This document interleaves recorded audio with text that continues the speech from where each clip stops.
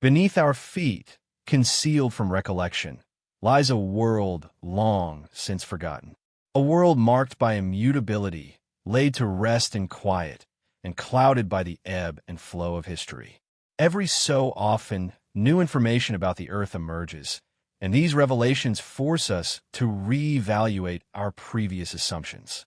Imagine a long-lost city that no one can place, some skeletal remains that defy our accepted chronology, or a technology that was purportedly too complex for the people who used it.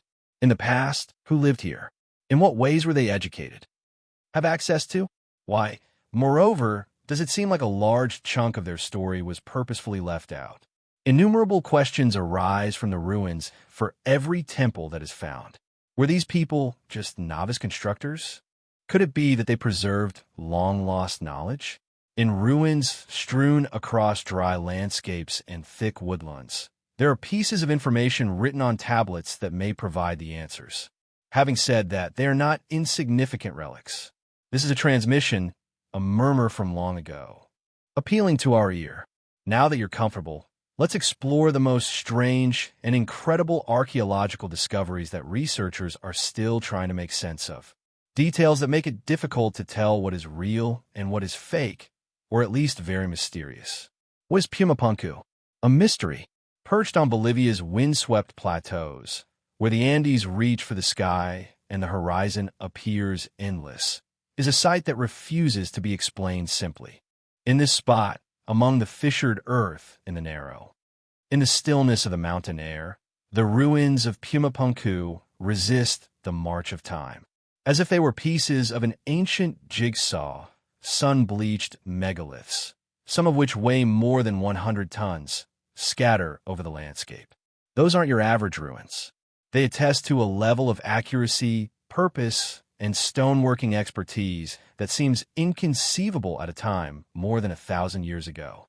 Pumapunku is a part of the greater Tiwanaku ritual complex, which is thought to have thrived from around. In the year 1000 AD, however, the buildings on Pumapunku stand out due to their unique architectural design and the air of intrigue surrounding them.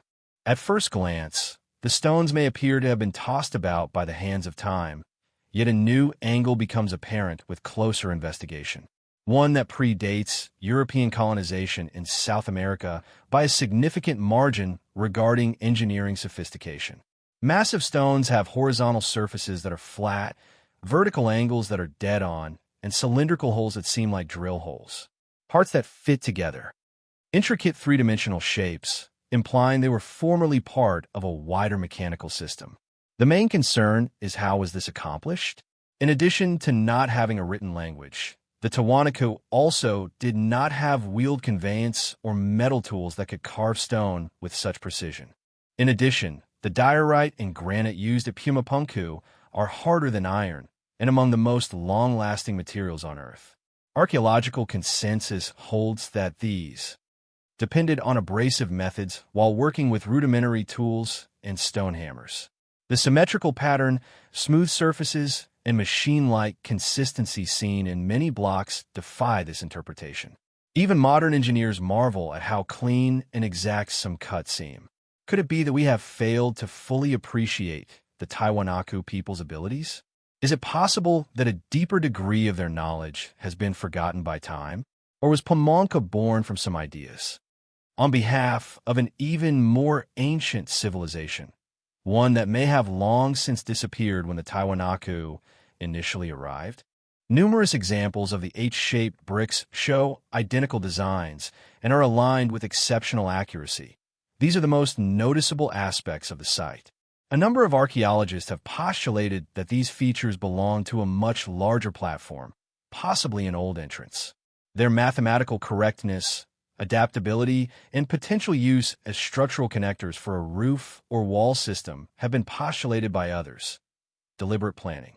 Their creation clearly required meticulous planning and an in-depth knowledge of geometry.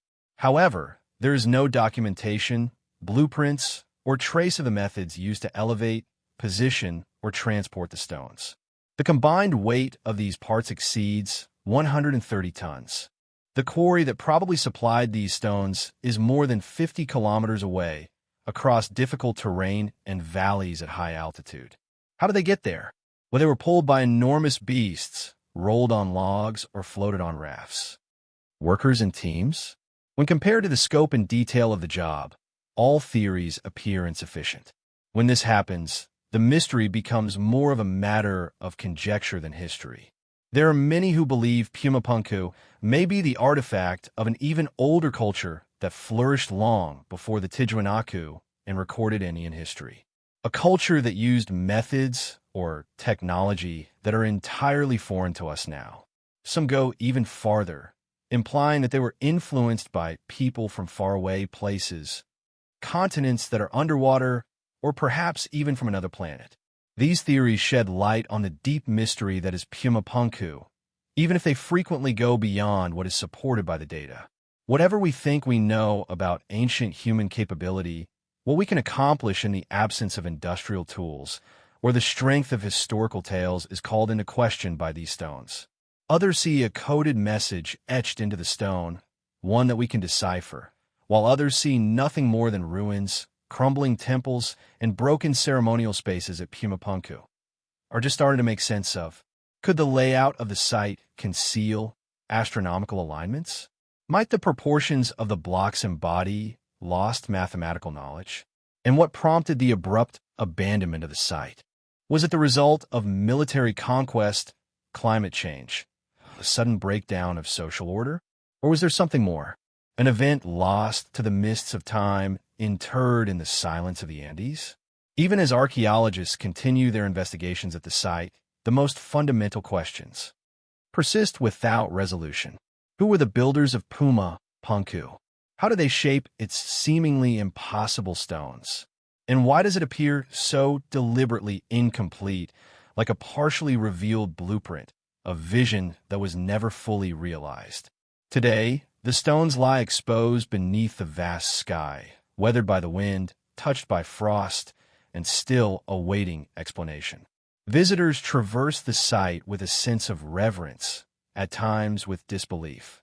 They touch the smooth surfaces of the megaliths, trace the sharp angles, and peer into the mysterious notches and grooves. And perhaps that is the enduring power of Pumapunk, not only what it displays, but also what it conceals. For if these stones genuinely defy the capabilities of the tools we attribute to their creators, if their precision surpasses what we believed ancient people were capable of, then what else might be missing from our understanding?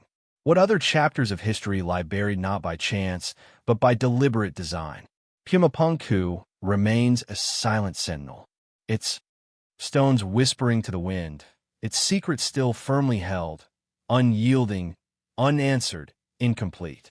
Tatankun's meteorite dagger. As we depart from the stone enigmas of Pumapunku, we journey across vast spans of time and space, exchanging the windswept plains of the Andes for the golden sands of ancient Egypt. Here, beneath the intense sun and within the shadows cast by monumental temples, the burial chambers of pharaohs recount stories long interred. Among these, none is more captivating than that of the young King Tutankhamun. His tomb, discovered in 1922 within the Valley of the Kings, was a repository of treasures, chariots, sculptures, and golden mass. However, quietly positioned among these opulent items was a singular object, significantly smaller, yet perhaps far more extraordinary. A dagger, simple in form, exquisitely crafted, found resting alongside the mummified body of the young pharaoh. Initially, it appeared to be merely another item included for the afterlife, a royal symbol. But this particular blade would subsequently ignite decades of scholarly debate, analysis, and speculation. This is because Tutankhamun's dagger was not fashioned from terrestrial metal. It was crafted from a substance that descended from the cosmos.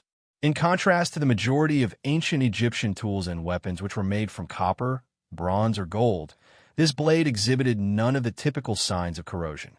It resisted deterioration, and its surface displayed a subtle shimmer in the light. When scientists eventually analyzed its composition, they were astonished too. find elevated levels of nickel and cobalt, a clear indication of meteoritic iron. This was not simply iron extracted from the earth. It originated from a meteorite. The dagger was quite literally forged from the remnants of a star that had fallen to Earth. But how could ancient Egyptians living in the 14th century BC have been aware of this material? And how were they able to work with a metal as rare and challenging as meteorite iron, which necessitates intense heat and considerable skill to shape centuries before the development of iron smelting techniques? For many decades, archaeologists were perplexed by this anomaly. In their writings, the ancient Egyptians referred to a substance they called iron from the sky, a poetic phrase that many had presumed was metaphorical. However, the discovery of Tutankhamun's dagger lends a chillingly literal interpretation to this phrase. It suggests that the Egyptians not only recognized meteorites, but also held them in high esteem, revered them, perhaps even believing they were divine gifts from the gods. Consider the symbolic significance. A weapon forged from celestial material placed in the hands of a king destined to rule in the afterlife. Was the dagger solely for ceremonial purposes? Or did it hold a deeper meaning? Did it symbolize divine authority, a connection to something greater, something cosmic? And if this single dagger has survived the ravages of time, how many others may have perished due to decay? How many artifacts forged from stars might have once existed, later melted down, repurposed, or buried beyond discovery? Mainstream Egyptology acknowledges that meteoritic iron was occasionally used in the ancient world. Nevertheless, the expertise required to work. It was immense. It is brittle and challenging to shape. To produce a blade of such fine craftsmanship, balance, and durability suggests a level of skill that should not have been present in that era, or at least not with such precision. Some researchers have proposed that the dagger may have been a diplomatic gift, perhaps from kingdoms like Mitanni or the Hittites, cultures known for their metallurgical knowledge. Others contend that it must have been crafted by local artisans possessing skills that are now lost. Regardless, its presence in the tomb of Tutankhamun, who died so young and so unexpectedly, adds another layer of mystery. Why this particular weapon? Why this specific material? And where precisely did the iron originate? In 2016, researchers were able to trace its probable source to a particular meteorite, the Cargo meteorite, discovered near the Red Sea. Its elemental composition aligns almost perfectly with that of the blade. If this finding is accurate, it implies that the Egyptians not only collected meteorites, but also possibly tracked the locations of their impacts. Did they witness these celestial objects falling? Did they search the desert for them? What narratives did they share about these sky stones blazing across the heavens and crashing into the earth? In ancient Egypt, the boundary between the earthly realm and the divine was perceived as permeable. The cosmos was not regarded as a cold void, but as a domain inhabited by gods, spirits, and governed by eternal cycles.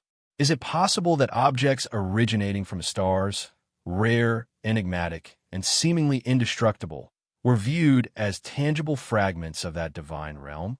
And if so, how many other sacred items might have celestial origins that we have overlooked? Today, Tutankhamun's meteorite dagger is securely displayed behind glass, admired by millions, but fully understood by very few. It resides in the Egyptian Museum not merely as a relic of a long-deceased monarch, but as a silent challenge to our preconceived notions, a reminder that ancient peoples may have directed their attention not solely towards the Nile, but also towards the celestial expanse. Was the dagger simply a symbol of royal status? Or was it something more, a key to a forgotten comprehension of the heavens? Did the ancients possess knowledge that surpasses our current understanding? Or are we just now beginning to formulate the appropriate questions? Because within that blade resides something extraordinary, not merely iron, but enigma, not merely craftsmanship, but insight. And in that silence resting within a glass enclosure, it continues to prompt us to gaze upward, to contemplate, and to recall that at times the answers we seek descend from above the subterranean city of Deranu. As we move from the golden artifacts of a young pharaoh to the silent stones of Anatolia, the mystery undergoes a transformation, this time located beneath our feet. In the central region of Turkey, beneath the sun-drenched plateaus of Cappadocia, lies a site unlike any other. A landscape shaped by the forces of wind and volcanoes where soft volcanic rock has sculpted twisting valleys, conical hills, and distinctive fairy tale chimneys. However, the most astounding structures in this area are not found above ground. They are concealed far below in darkness and silence. According to popular accounts, the discovery began with a routine renovation project. In 1963, a man in the small town of Derinkuyu decided to demolish a wall in his basement, expecting to find nothing more than another layer of stone. Instead, he uncovered a narrow passage, a dark corridor descending into the earth, which seemed to lead either nowhere or everywhere. What he had stumbled upon was the initial chamber of one of the most perplexing archaeological finds of the 20th century, a vast multi-level subterranean city. This immense ancient complex was interred in complete secrecy beneath an unsuspecting town. And this was not merely a natural cave. What lay beneath was a remarkable feat of engineering encompassing halls, tunnels, wells, storage areas, stables, chapels, and intricate ventilation systems. A self-sufficient city carved into the very rock during Kuyu. Over time, archaeologists have unearthed 18 distinct levels extending downwards more than 280 feet into the earth. Although not all levels are currently accessible, the sheer scale of the complex is astonishing. It is estimated to have accommodated between 20,000 and 30,000 inhabitants at its peak, along with their livestock and provisions. Carved into soft volcanic tuff, the various rooms are interconnected through a labyrinthine network of passageways, some of which are barely wide enough for a single individual to pass through. Entire sections could be sealed off by massive rolling stone doors designed to be operated only from the interior. Who constructed this subterranean world, and for what purpose? Mainstream archaeological interpretations attribute the construction of Deranu to the Phrygians, or perhaps early Christians seeking refuge from Roman persecution. Later, it may have been expanded by the Byzantines as a sanctuary during Arab raids. However, this proposed timeline presents certain challenges. The intricate nature of the design, the sheer magnitude of the excavation, and the precision evident in the architecture suggest origins that are significantly older. Some researchers propose that the initial phases of construction could date back as far as 2000 BC or even earlier. If this is the case, it implies that Deranu has existed beneath Cappadocia for nearly 4,000 years without collapsing and without being rediscovered until recently. This raises a disturbing question. What kind of threat would necessitate an entire population retreating underground? What force would compel humans to abandon the open world and instead inhabit subterranean spaces like specters? Was it warfare, climate collapse, a prolonged volcanic winter? Some believe Derinkuyu served as a sanctuary built to evade hostile invaders. Others suggest it may have provided shelter from environmental factors, perhaps a protracted natural disaster, or even celestial events preserved in ancient folklore. The architectural design supports the concept of long-term occupation. Freshwater wells were dug sufficiently deep to remain unaffected by surface contamination or siege. Ventilation shafts draw air from above, many of which are still functional today. Storage areas exhibit traces of grains and olive oil. The presence of wine presses and kitchens indicates that domestic life thrived here even in the absence of daylight. There were even educational spaces and religious structures. However, there are also more perplexing details. The tunnels are intentionally narrow, compelling any intruder to proceed in single file. Some shafts descend in a spiraling manner, creating a sense of steepness and disorientation. In numerous sections, the stone doors are strategically positioned at choke points, allowing defenders to seal off entire areas with a single push. There is a clear military logic embedded within the layout, designed for defense and survival. And yet, no historical records from that period mention its existence. No inscriptions identify its builders. No texts describe its function. It is as though the city was intended to be forgotten. Some have put forth more daring speculations, suggesting that Deringuyu may predate even the known civilizations of Anatolia, that it was part of an extensive network of subterranean settlements throughout the region, possibly numbering in the tens or even hundreds, interconnected by concealed corridors that spread beneath Cappadocia like veins. Was there a distant time when humanity chose to inhabit the underground not as a refuge, but as their primary dwelling place? Others have pursued this idea further, referencing accounts of cataclysms, ancient conflicts, or vanished cultures that constructed downwards rather than upwards. Fringe theories are abundant, ranging from discussions of ancient technology to the notion of remnants from Atlantis-like civilizations. While the evidence supporting such claims is limited, the sheer enigma surrounding Deringuyu allows for a sense of wonder. Nevertheless, despite extensive exploration, only a fraction of the city has been fully excavated. Much remains sealed, either too unstable or too hazardous to uncover. Some chambers contain air that has been undisturbed for centuries. Some passages terminate in impenetrable darkness. We do not yet know the true extent of its depth. What secrets lie hidden behind the unopened stone doors? What historical narratives still lie dormant in the silence? Today, visitors are permitted to explore the upper levels, guided by artificial light, gazing into chambers that once accommodated entire communities. But beneath these footsteps, deeper levels remain untouched, undisturbed, as if in anticipation. Daring does not assert its mystery loudly. It resonates subtly through the cool air, the hollow stone, and the unanswered questions. Who sculpted this city into the earth? What prompted them to retreat underground? And what, if anything, were they concealing? Perhaps it was fear, perhaps it was wisdom, or perhaps, just perhaps, it was something we have yet to comprehend. China's White Pyramid. As we emerge from the cool shadowed depths of Deringuyu, we step not into direct sunlight, but into an atmosphere of secrecy. Thousands of miles to the east in the expansive Shunyi province of China, an enigma rises from the earth. However, it does not command attention. It does not gleam like gold, or whisper like buried ruins. Instead, it waits, half-forgotten, partially concealed, beneath a covering of soil, trees, and silence.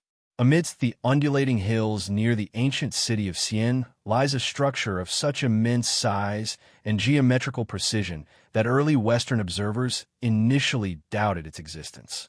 A pyramid not of Egypt, but of China, one so vast that when American aviators first spotted it in the 1940s, they reported it as being larger than the Great Pyramid of Giza, a colossal monument shrouded not only in vegetation, but also in official reticence. This is the structure known as the White Pyramid of China, and if its description is accurate, it would rank among the largest human-made edifices in history. Yet few individuals have witnessed it firsthand, and even fewer have conducted studies of it. It appears only briefly in old, grainy photographs taken from an aircraft, subsequently receding into rumor and confidentiality. However, this is not merely a matter of legend. The Qianling region of China is home to numerous ancient burial mounds, many of which are known, some mapped, and a few inaccessible to the public. The most renowned among these is the tomb of China's first emperor, Qin Shuang, famously surrounded by the Terracotta Army. That specific site remains largely unexcavated, partly out of cultural reverence, and partly due to concerns about potential damage or discoveries that might arise from disturbance. Therefore, what can be said about the White Pyramid? Some researchers propose that it is simply one of these imperial burial mounds, its sharp contours having been softened by centuries of erosion into more natural slopes, now forested and largely obscured. Others believe that the photographs captured in the mid-century suggest something distinct. A monument that is not only tall, but also geometrically perfect, constructed with mathematical exactitude, and unlike any other known Chinese tomb. If this is indeed the case, it would constitute an anomaly, a singular pyramid rising amidst a landscape characterized by rounded hills. Why then is access to it so restricted? Satellite imagery of the area reveals symmetrical structures dispersed across the countryside, many of which are unmarked. Some are acknowledged as ancient mausoleums, while others are labeled as agricultural land despite their unmistakable form. Official sources maintain silence on the matter. Certain areas are designated as restricted. Roads are unmarked. Archaeological investigations are limited, if permitted at all. Is this situation solely a matter of preservation, or is something else being protected? Mainstream historians offer a plausible explanation. The Chinese pyramids, if they can be referred to as such, are in fact the burial sites of emperors from the Han, Tang, and earlier dynasties. Covered with earth and overgrown with trees, they were never intended to resemble the stone pyramids of Egypt or Mesoamerica. Their purpose was symbolic, representing a connection between heaven and earth and providing a celestial resting place for rulers who claimed divine authority. And yet, the White Pyramid continues to provoke curiosity. Eyewitness accounts, though rare, are consistent in describing a structure composed of pale stone with smooth sides and a flattened summit. Some accounts mention a height exceeding 300 m, significantly surpassing even the Great Pyramid. But these claims are difficult to verify. No official survey has confirmed them, and no public excavation has explored them. The pyramid remains as it has always been, unspoken, unseen. Speculative theories are abundant. Some propose that the structure predates the known Chinese dynasties, possibly constructed by a forgotten civilization or one lost to the passage of time in imperial historical revisions. Others link it to ancient legends concerning sky gods and visitors from celestial realms. Narratives about sons of heaven who descended to earth bringing knowledge and tools. While these ideas extend far beyond accepted archaeological frameworks, they reflect a deeper human desire, the yearning to understand why something of such monumental scale could be constructed and subsequently erased from historical records. Even today, China's pyramids receive limited attention on the global stage. Unlike their Egyptian or Mayan counterparts, they are not promoted for tourism, nor are they widely studied in international academic circles. Most remain unactivated. Some are simply enclosed by fencing and left to the natural processes of the forest. And the White Pyramid, if it exists as described, is treated more as a spectral presence than a recognized monument. What lies concealed within its depths? What stories are sealed beneath that earth? Could it be a tomb, a temple, or something even older than both? No one knows with certainty, and perhaps that is precisely the point. The White Pyramid of China stands, if it stands at all, as a testament to the aspects of history, power, and the selective nature of human memory that we still fail to comprehend. It serves as a reminder of how civilizations choose what is preserved and what is relegated to obscurity. Perhaps one day the veil of secrecy will be lifted. Perhaps archaeologists will be granted permission to excavate, study, measure, and compare. And perhaps we will discover that it is nothing more than a natural elevation, an illusion shaped by wind, erosion, and the human imagination. But until that time, it persists as an enigma, a monumental form glimpsed from the clouds, a silence etched into the landscape in a question buried beneath layers of earth, time, and confidentiality. The eye of the Sahara. As the silent slopes of China's forbidden pyramid fade into the midst of conjecture, we now direct our attention toward the scorching expanse of North Africa, to a region where the land stretches so far and so emptily that it feels as though time itself has been swept away by wind and sand, the Sahara. However, beneath its endless dunes and sun-baked plains, the desert may hold more than just desolation. Concealed within the world's largest hot desert lies a secret. one not characterized by towering ruins or ancient bones, but by something more peculiar: patterns in the land, lines, shapes, and perhaps a map. From an aerial perspective, the Sahara presents a canvas of monotonous golden hues. But satellite imagery has begun to dismantle that illusion. Beneath the undulating dunes and rocky basins, researchers and amateur historians have identified various formations, circular depressions, ancient riverbeds buried underground, and faint angular outlines that appear too deliberate to be naturally formed. What emerges is a subtle but persistent suggestion that the desert was not always barren, that deeply embedded within it is the spectral presence of a lost world, potentially even a forgotten civilization. One of the most compelling sites is located in Mauritania, an immense circular feature known as the Richet structure, or more enigmatically, the Eye of the Sahara. Measuring over 25 miles in diameter, this massive geological formation extends outwards in concentric rings of rock and sediment. At ground level, its scale is difficult to perceive, but from space, it is undeniably apparent. A perfectly circular feature situated in the midst of an otherwise featureless landscape. Geologists attribute the Richet structure to a deeply eroded dome of uplifted rock formed by natural geological processes, but alternative theories have circulated for a considerable time. Some propose that the Eye of the Sahara exhibits a remarkable alignment with descriptions of Atlantis found in Plato's dialogues, a city characterized by concentric rings of water and land. Could it be that this structure, now arid and devoid of life, was once a coastal center before the Sahara transformed into a desert? This is a tempting idea, but the mystery does not conclude there. In 2015, a group of independent researchers analyzing high-resolution satellite data claimed to have detected linear features, faint yet geometrically regular, beneath certain sections of the Sahara surface. These were not random cracks or ridges. They appeared organized, resembling foundations, roads, canals, traces of infrastructure situated hundreds of feet beneath the sand. Mainstream scientific consensus has long accepted that the Sahara was once a green landscape, a period known as the Green Sahara or African Humid Period, which lasted between approximately 10,000 and 5,000 BC. During that era, the region sustained lakes, rivers, forests, and even thriving communities of hunter-gatherers.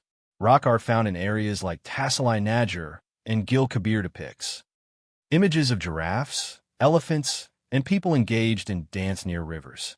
Entire ancient lake beds remain as evidence of past hydrological systems, now fossilized beneath the sand. But what if there is more to the story? What if the Sahara once contained cities? Conducting archaeological surveys in the desert is challenging. Shifting dunes bury discoveries as quickly as they are exposed. Sandstorms can obliterate years of meticulous excavation within hours. Furthermore, political instability in parts of the region makes research even more difficult. However, scattered findings, megalithic stones, pottery fragments, skeletal remains suggest that large-scale human habitation did exist in the past, extending far beyond the oases we know today. Then there are the maps. Several ancient cartographic records, including those created by Tammi and early Islamic geographers, allude to settlements or river systems in areas that are currently inhospitable. Could these accounts reflect a knowledge of a now buried landscape? And what about the more speculative concepts? Some believe that beneath the Sahara lies not only evidence of past civilizations, but entire chapters of human history that have never been incorporated into textbooks. Lost knowledge, ruins constructed before the recognized empires of Egypt, Nubia, or Carthage. Cultures that emerged, thrived, and subsequently collapsed. Entirely consumed by climate change and time. The desert is unforgiving. Sand acts as both a destructive force and a preservative medium. Beneath the surface, organic materials decompose, but stone has the capacity to endure. If extensive networks or cities ever existed here, Perhaps their outlines persist, like a memory etched onto the very surface of the Earth. Today, advanced radar and ground-penetrating technologies are beginning to reveal what the naked eye cannot perceive. Subsurface imaging has already identified paleochannels, ancient riverbeds that once sustained the land. However, researchers believe that this is merely the beginning. The complete history of the Sahara remains concealed, awaiting the application of patience, precision, and perhaps a fundamental shift in our perception of what is possible. What secrets are hidden beneath these sands? Are we observing natural geological formations interpreted through the lens of human imagination? Or are we catching glimpses of the remnants of a civilization erased by climate, forgotten by time? The map beneath the Sahara may not be drawn with ink. It may be a map composed of ruins, of pathways, of something older than language, older than myth. And like all maps, it beckons us to explore, to contemplate not only what has been lost, but also what might still be rediscovered. Crystal weapons from the bog. From the scorching sands of the Sahara, we journey northward into a land where the earth is damp, cold, and rich with secrets. Here, in the low-lying wetlands of Denmark, the past is not interred beneath dunes or concealed behind stone. Instead, it lingers just below the peat, preserved in the silent stillness of a marsh. Marsh, a location characterized by fog and shadow, where the air carries the scent of damp soil and decay. It was here in 1950 that peat cutters uncovered a face, serene, peaceful, so remarkably preserved that they initially believed they had found a recent murder victim. However, it was not a recent death. It was a man from over 2 millennia ago, the Talisman. His discovery astonished the world. His features, his skin, even the stubble on his chin were all preserved by the unique chemical composition of the bog. But he was not an isolated finding. Over time, dozens of other individuals known as bog bodies have been discovered across northern Europe. Men, women, and children, many bearing signs of ritualistic execution. Their lives ended violently, and their bodies were offered to the earth. Yet among the discoveries at Tallinn and other nearby sites, one category of artifacts stands out as particularly enigmatic. Weapons, but not made of bronze or iron, but of crystal. Arrowheads and blades, delicate yet sharp, meticulously carved. Not from metal, but from translucent quartz. Tools of warfare ceremony that possess a faint shimmering luminescence. And this raises a fundamental question. Why would anyone in the Iron Age create weapons from crystal? In practical terms, crystal weapons are fragile. Quartz can fracture upon impact. Shaping, flaking, and polishing it requires immense effort compared to bronze or iron. It is inefficient, and yet they appear not in large quantities, but often in burial contexts or as ritual offerings. Sometimes intentionally broken, sometimes arranged in specific patterns. Archaeologists suggest that these items likely held significant symbolic importance. In some instances, quartz tools were found alongside cremation remains or placed with the deceased in peat graves. In others, they were deposited at the bottom of bogs where time forgets, but the earth retains memory. Is it possible that these crystal artifacts were never intended for combat? Quartz has long held significance in human cultures. It refracts light, sparkles under the sun, and is found in sacred contexts worldwide. In ancient times, it was associated with purity, protection, and even communication with the divine. Placing a crystal weapon in a bog may have signified more than a simple offering. It may have been a deliberate message. But what were these people conveying? Some believe that the bogs themselves were considered sacred, representing a threshold between different realms. Offering a blade of crystal could have been a means of connecting with or appeasing the gods. Others suggest that the weapon symbolized a rejection of violence, the intentional destruction of tools of power as part of a ritual, a form of spiritual disarmament. Conversely, it is possible that the crystal blades were never weapons at all. Their form resembles tools of war, but their function may have been ceremonial, part of initiation rites, seasonal rituals, or sacrifices that have been lost to oral tradition. A dagger intended not for killing, but for consecration. An arrow designed not for hunting, but for prayer. And still, the mystery deepens. In certain cases, these crystal artifacts exhibit remarkable craftsmanship. Uniform edges and flawless flaking suggest they were created by masters of a lost art. How were these techniques transmitted? Why select such a challenging medium when more easily worked alternatives were available? And why are some of these items found in close proximity to bodies, particularly those who died under violent ritualistic circumstances? The Talan man himself did not possess any crystal artifacts. However, the cultural context of his era, the early Iron Age of Northern Europe, was one deeply imbued with symbolism, sacrifice, and silence.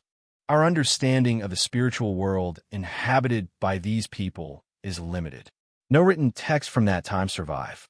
Only tools, bones, and the dark memory of marshland rituals. Some researchers have speculated that the crystal weapons may have conferred a form of status wielded not by warriors, but by spiritual leaders, shamans, seers, individuals who mediated between the human and the divine.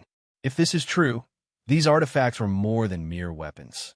They were instruments of ceremony, of storytelling, of cosmic alignment.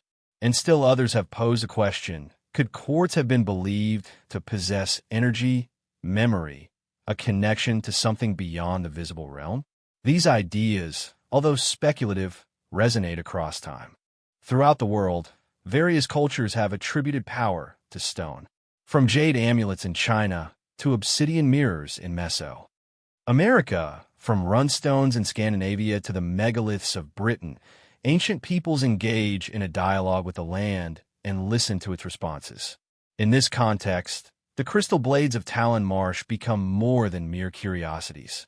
They become voices, voices without words, questions without answers, glimmers of a belief system that we can only partially reconstruct. Why were these weapons fashioned from stone that gleams, not from metal that cuts? Were they tools of peace, of death, of remembrance? Or were they something else entirely, something we have forgotten how to perceive? The waters of the marsh preserve flesh, wood, and bone. But they also preserve mystery, a silence that runs deeper than language. And in that silence, the crystal continues to shimmer, waiting, inviting us to contemplate its original meaning and its potential significance today. The Mercury River of Teotihuacan. From the bog-bound crystal blades of Northern Europe, we now venture into the heart of ancient Mesoamerica, where stone pyramids pierce the sky and the echoes of a long-vanished civilization still resonate through the volcanic earth. Teotihuacan, once one of the largest cities in the ancient world, it flourished in the highlands of central Mexico over 1,500 years ago, predating the rise of the Aztec Empire. Its expansive avenues, monumental pyramids, and multi-story residential structures bear testament to a sophisticated urban society that left behind no written language and no known rulers. What remains is a city constructed with deliberate intent, geometrical precision, and understated magnificence. Among its most imposing structures is the Pyramid of the Feathered Serpent, also known as the Temple of Quetzal. Flanked by stone fangs and the enigmatic visages of ancient deities, this step pyramid conceals a secret not located above, but far beneath its foundations. In 2003, following heavy rainfall that caused the ground to collapse near the temple's base, archaeologists discovered a hidden tunnel, a passage that had remained undisturbed for nearly 2 millennia. As excavations progressed, it became apparent that this was no ordinary chamber. The tunnel extended over 300 feet beneath the pyramid, meticulously carved into the bedrock and clay. Descending in stages, it opened into chambers lined with carefully arranged stones and sealed walls. The deeper they ventured, the more surreal the space became. The walls of the tunnel shimmered in the torchlight, not with gold, but with something far more intriguing. Pyrite, mica, crushed hematite, a celestial dusting of minerals embedded within the very architecture. Why would ancient builders line a dark sealed tunnel with glittering stones? Why go to such elaborate lengths in a space that was seemingly never intended to be seen again? Some believe it was meant to replicate the night sky. In the flickering light of torches, the pirate sparkles like stars, casting an eerie celestial glow across the earthen corridor. It transforms the passage into an immersive experience, a journey not merely underground, but through the cosmos. Was this tunnel a ritualistic path to the underworld, a symbolic descent into the creation mythologies of Teotihuacan? Or did it serve a more specific purpose, accessible only to the elite or the deceased? What makes this discovery even more remarkable is its engineering. The tunnel was not simply excavated. It was meticulously designed. A series of strategically placed chambers interrupt the corridor, each seemingly prepared to hold offerings or facilitate ceremonies. Artifacts discovered inside include intricately crafted figurines, obsidian, blades, carved shells, jade beads, and sculptures representing serpents. There were also traces of rubber balls, potentially ritual objects connected to Mesoamerican ceremonial games. In the deepest section of the tunnel, near what some believe to be a simulated cosmic womb, researchers found peculiar spheres. Dozens of them varying in size from a few inches to the dimensions of a grapefruit. They were fashioned from clay meticulously coated with gold-colored pyite, perfectly spherical, hollow, and arranged in clusters. No accompanying inscriptions were found. No text explained their meaning. Their function remains unknown. Were they ritual objects, symbolic offerings, representations of celestial bodies? Theories abound, but none provide a completely satisfactory explanation. Furthermore, there is the matter of the tunnel ceiling. At some point between 150 and 250 AD, the entire passage was deliberately sealed off. The entrance was filled with rubble, and the chambers were sealed. This was not a natural collapse. It was an intentional burial. Someone, perhaps an entire priestly order, decided that the tunnel had fulfilled its purpose.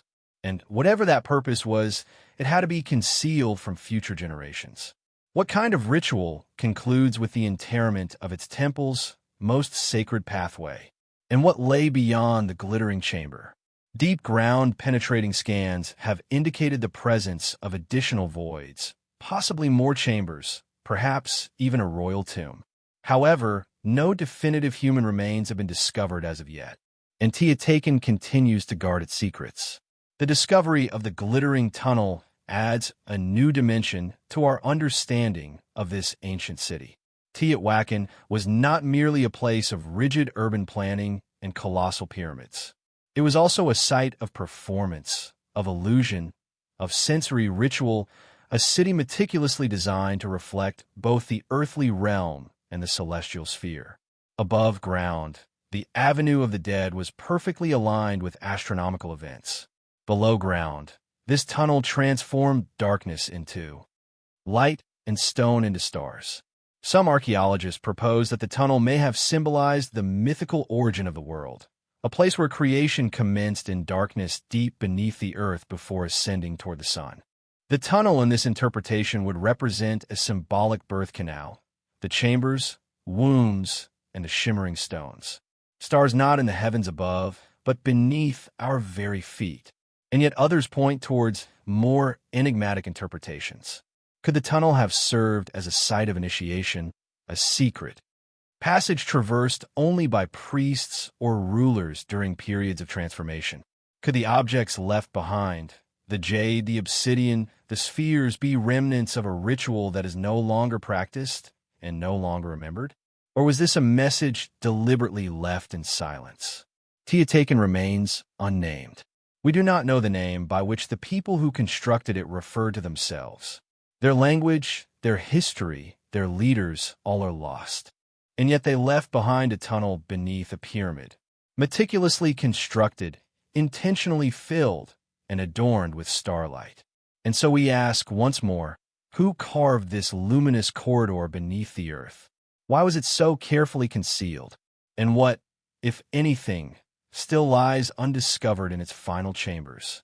Perhaps the answer lies not in the artifacts or even the architecture, but in the very silence itself, in what the glittering tunnel does not articulate, in what it chooses to withhold, and in the questions that continue to resonate in the darkness. Where light once danced upon stone, the oracle room of House EI. As we depart from the resonant echoes of the Hippogeum in Malta, a temple where stone and sound appear to be intricately connected, we now journey to the lush volcanic highlands of West Java, Indonesia. Amidst dense forests and terrace hillsides lies a site that challenges not only our understanding of local history, but potentially the timeline of human civilization itself. Gunung Padang.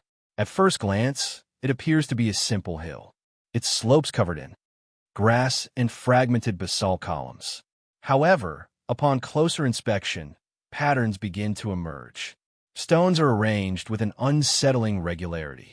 Platforms ascend sequentially, leading to a flat summit that was once considered a megalithic site of regional cultural importance. For generations, the Sundan people regarded as sacred, a place imbued with spiritual energy and power. However, recent investigations suggest that this hill might not be a natural geological formation after all.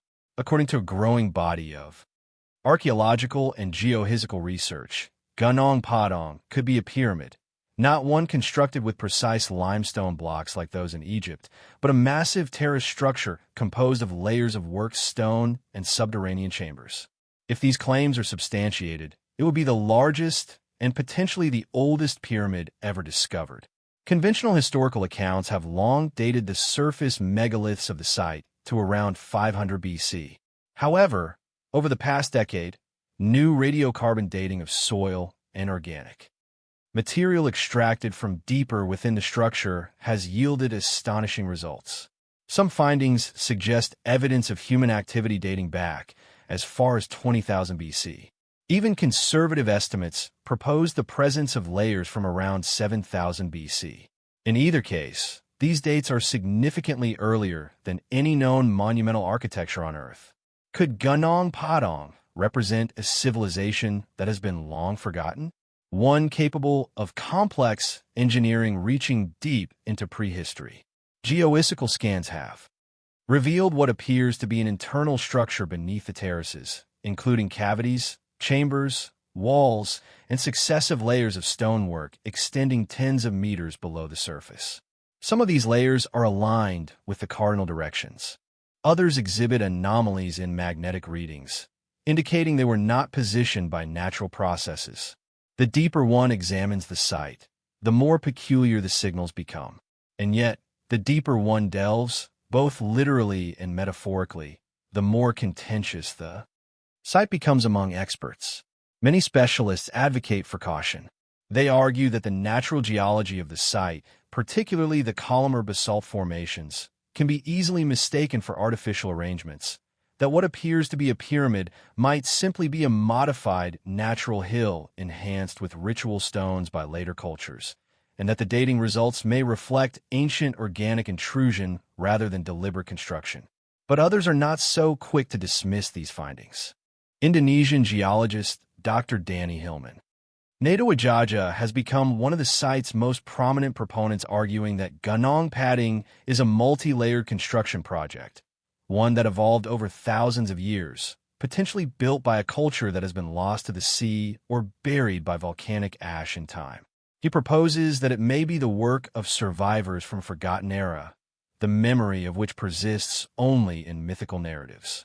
Indeed, throughout Southeast Asia, stories are prevalent concerning floods, submerged lands, and ancient kingdoms that were swallowed by the ocean. Could Gunung Padang be a surviving remnant of one of these? And if so, what are the implications for the timeline of human civilization? If proven, it would demonstrate that organized societies capable of large-scale construction existed millennia before the emergence of Mesopotamia or the Nile Valley. It would necessitate a revision of the origin story of civilization itself, suggesting not a sudden appearance after the Ice Age, but a legacy inherited from a more ancient, more complex world. The summit. of Gunung Padang is divided into several distinct platforms, each featuring stone arrangements, altars, and aligned megaliths.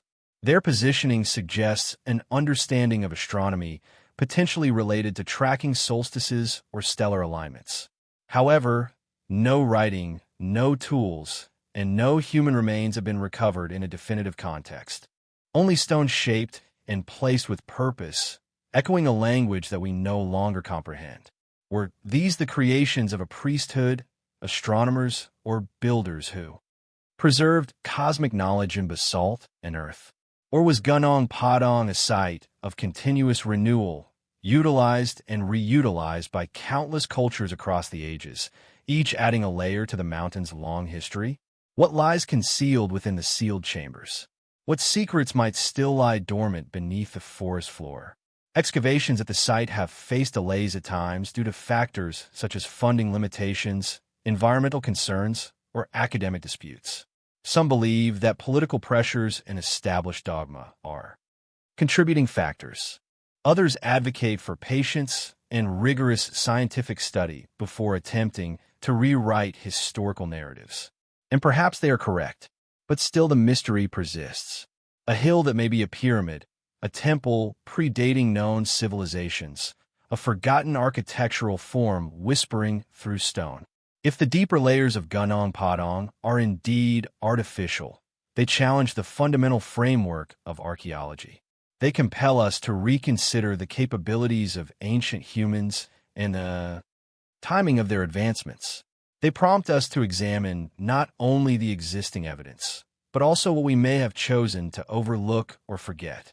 Could we have achieved advanced societal development before, constructed complex structures before, and experienced periods of decline before? And if Gunung Padang holds these answers, why does it remain so silent? Why do its stones communicate only through riddles buried beneath the roots of time? Gunung Padang, from the green highlands of Java and the cryptic terraces of Gunung Padang, we descend once more into the desert. Here the landscape transforms, becoming parched, sculpted by wind, and unforgiving. But in the midst of this barren sandstone wilderness lies a city carved not from individual stone blocks, but directly from the living rock itself, Petra. Hidden within the arid mountains of southern Jordan, Petra was once a thriving metropolis of the Naboshan people, traders, engineers, and artisans who flourished more than 2 millennia ago.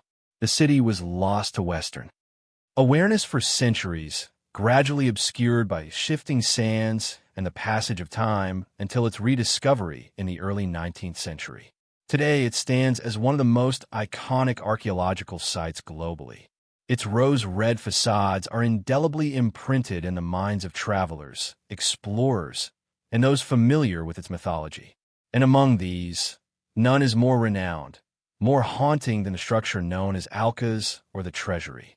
It emerges abruptly at the conclusion of a narrow gorge, the Psyche, a canyon that winds through towering sandstone cliffs, enveloping visitors in shadow until just beyond the final turn, it is revealed.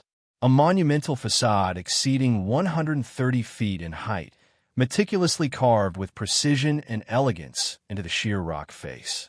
Corinthian columns ascend toward the sky. Intricate friezes adorn its surface. At its center, a massive urn rests high above, as if safeguarding a secret lost to the centuries. But what was the treasury's actual purpose? And why does it appear so incongruous, resembling Greek or Roman architecture more than traditional Arabian design, and suggesting a temple rather than a tomb? Traditionally, archaeologists classify it as a royal mausoleum, likely constructed in the 1st century BC. Its architectural style incorporates Hellenistic influences, a testament to Petra's role as a cultural crossroads where the East and West, the desert and the empire intersected through commerce and cultural exchange. However, the interior of the structure remains remarkably devoid. Its inner chamber is small and unadorned with plain walls. No inscriptions indicate its function. No sarcophagus has ever been found within its confines, nor has any treasure been discovered despite centuries of speculation. And therein lies the enigma. The name treasury originates not from any confirmed function, but from legend. Local Bedouin people once believed that the urns situated at the summit contained gold possibly hidden there by bandits, or even by pharaohs fleeing Moses across the desert. Bullet holes still mark the end, too. This day, inflicted by treasure hunters who fired upon it in the hope of breaking it open and revealing its secrets, but no treasure was found, and the inn remained sealed. So, what was the true purpose of this structure? Some researchers suggest it may have served as a ceremonial site rather than a burial place. Perhaps it was a temple dedicated to now-forgotten deities or a political venue where rulers perform sacred rituals. Others have noted that the treasury aligns with celestial patterns. On the solstice, sunlight streams into the canyon and illuminates the facade in a precise manner, as if marking a moment of spiritual or chondrical significance. Was the building specifically designed to capture light within a ritualistic context? Was it an integral part of a larger unseen network of sacred geometry embedded within Petra's overall design? Or is there an even more profound mystery at play? Behind the treasury, there lies a series of tunnels and underground chambers, many of which remain unexplored. A ground-penetrating radar has detected voids beneath the facade, prompting renewed speculation. Are there concealed rooms located beneath the monument? Could the genuine treasure of Alcazar be situated below, within a lower chamber that has yet to be excavated? And what motivated the Nabotans to undertake such extraordinary efforts to carve this facade? Not to construct it, but to carve it into a location that is so challenging to access. Concealed behind a narrow passage that offers no strategic advantage, the Nabotans were exceptional hydraulic engineers capable of channeling water across vast distances through carved channels and ceramic pipes. They manage one of the most challenging environments on Earth with remarkable ingenuity and foresight. However, their written records are sparse. Much of our knowledge about them is derived from the stones themselves, ornate, enigmatic, silent.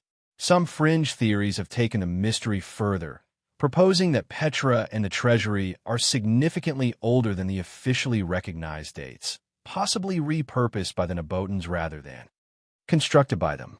Proponents point to the unusual weathering patterns observed on the sandstone and the absence of inscriptions directly linking the treasury to any known Nabotian king. While mainstream archaeologists maintain a cautious approach, the notion persists that Alcaz may be a relic from a much earlier era, a structure so sacred, so charged with significance that later civilizations chose to preserve it rather than claim it as their own. And perhaps that constitutes a part of its power, because Alcazar feels less like a tomb and more like a message, a declaration inscribed in stone intended not merely to be seen, but to be remembered. Even today, its silent columns stand impervious to the passage of time. Its secrets remain locked within the sandstone. Visitors gaze upwards in awe, stepping into a canyon of shadows and light, where history does not simply unfold, it reveals itself. One curve, one column, one unanswered question at a time. Who were the builders of the treasury? Why was it so meticulously concealed? And what might still lie beneath, awaiting discovery by someone willing to look beyond the surface? In the stillness of Petra, where the wind whispers through the rock and silence lingers in the stone, the answers remain just beyond reach. But the mystery endures. The rediscovered Maya world. As we leave behind the carved grandeur of Petra's treasury, its silent magnificence still etched into the sandstone, we journey now into the verdant chaos of the jungle, a place where time is measured not in centuries, but in roots and rainfall, where entire cities have lain dormant beneath the dense canopy, untouched, unnoticed, and gradually reabsorbed by the earth. This is the realm of the ancient Maya, and only recently have we begun to perceive it with clarity. For decades, archaeologists traversed the dense jungles of Guatemala, Mexico, and Belize, uncovering stone pyramids, ceremonial ball courts, and intricate urban layouts. evidence of a once great civilization that flourished across Mesoamerica for nearly 3 millennia. The Maya, renowned for their sophisticated calendars, hieroglyphic writing system, and celestial calculations, constructed cities such as Tikal, Calakmul, and Palenque, centers of trade, warfare, and religious practices. However, for every city that was mapped, many more were believed to lie hidden beneath a thick, impenetrable jungle. And the question lingered, how truly extensive was the Maya world? In 2018, that question was partially addressed by a beam of light. LiDAR, an acronym for light detection and ranging, is a remote sensing technology that employs lasers to scan the Earth's surface from aircraft by digitally removing the forest canopy. LiDAR reveals the contours of the ground below with remarkable precision: hills, rivers, terrace landscapes, and most importantly, structures. Artificial geometric patterns appear where the naked eye perceives only trees. When researchers utilize LAR over the northern P10 region of Guatemala, the results astounded even the most experienced archaeologists. Overnight, the known scale of the Maya civilization expanded exponentially. What was revealed was not merely a few new structures, but an entire interconnected network of cities, roadways, fortifications, and agricultural fields. More than 60,000 previously undiscovered structures, homes, palaces, canals, irrigation systems emerged from the virtual landscape. Some of these complexes exhibited dense urban planning, suggesting populations numbering in the millions, far exceeding previous estimates. Massive causeways connected cities to one another, extending in remarkably straight lines, traversing challenging terrain that had once seemed impassable. Defensive walls encircled certain areas, indicating periods of conflict. Sophisticated water management systems, reservoirs, dams, and drainage channels demonstrated an understanding of ecology and sustainability that had been lost to time. And yet all of this had remained hidden, not through intentional concealment, but by the natural processes of the environment. How could a civilization of such scale and complexity vanish so completely from view? A partial answer lies in the building materials employed. The Maya constructed with limestone, which is susceptible to weathering in tropical environments. Compared to other ancient cultures, they left relatively few large-scale stone inscriptions. Their cities did not collapse solely due to fire or conquest, but also gradually declined in silence, abandoned to the encroaching forest over centuries. However, LiDAR effectively peeled back the green veil. It demonstrated that what were previously considered isolated ceremonial centers were in fact integral parts of a vast interconnected civilization. The Maya lands, once thought to be sparsely populated, may have supported a sprawling urban society, significantly more advanced in both scale and infrastructure than had been previously believed. And this raises unsettling questions. What caused a civilization of this magnitude to decline? Was it environmental collapse, prolonged drought, internal conflicts, foreign invasion? Or was it something more complex, a convergence of systemic failures in a society stretched beyond its capacity? The LAR data hints at both grandeur and vulnerability. Magnificent plazas and sacred pyramids exist alongside evidence of deforestation and the overuse of agricultural land. Roads extend like veins through regions that are now uninhabited. Entire districts that once teemed with life are now merely spectral imprints on the forest floor. And yet many of these sites remain unexcavated. Some are exceedingly difficult to access. Others are protected by nature herself, buried beneath roots thicker than a person's arm, guarded by jaguars, high humidity, and the passage of time. What lies concealed beneath those stones? What texts? What artifacts? What voices from the past are still hidden beneath the breath of the jungle? Some researchers have speculated that the Maya may have attained a level of societal complexity comparable to that of ancient Egypt or Mesopotamia, yet without the same emphasis on architectural permanence. Others perceive evidence of societal experimentation, cities designed with radial symmetry, ceremonial centers that emphasize the interplay of sound and sight lines, and astronomical knowledge integrated into their architecture. Is it possible that the Maya possessed knowledge or cultural structures that we have only just begun to comprehend? Even the rediscovered causeways known as Sac Bay or White Roads glow under LiDAR. They extend for miles through dense jungle, some elevated above the ground, others sunken and bored by stone. Were they purely functional, or did they also hold symbolic meaning? Were they processional routes for rulers or pathways for the deceased? And how many more remain concealed beneath forests that have not yet been scanned? Only a fraction of the Maya world has been surveyed using LAR. The technology is costly and the jungle is vast. However, what has already been revealed fundamentally alters our understanding. The Maya were not a collection of isolated city-states. They constituted a network, a civilization of remarkable complexity, agriculturally innovative, politically intricate, and spiritually profound. And yet they vanished. Their cities were engulfed by the jungle, their stories fragmented, their people absorbed into the broader sweep of history. But now, gradually, beam by beam, the earth is returning them to us.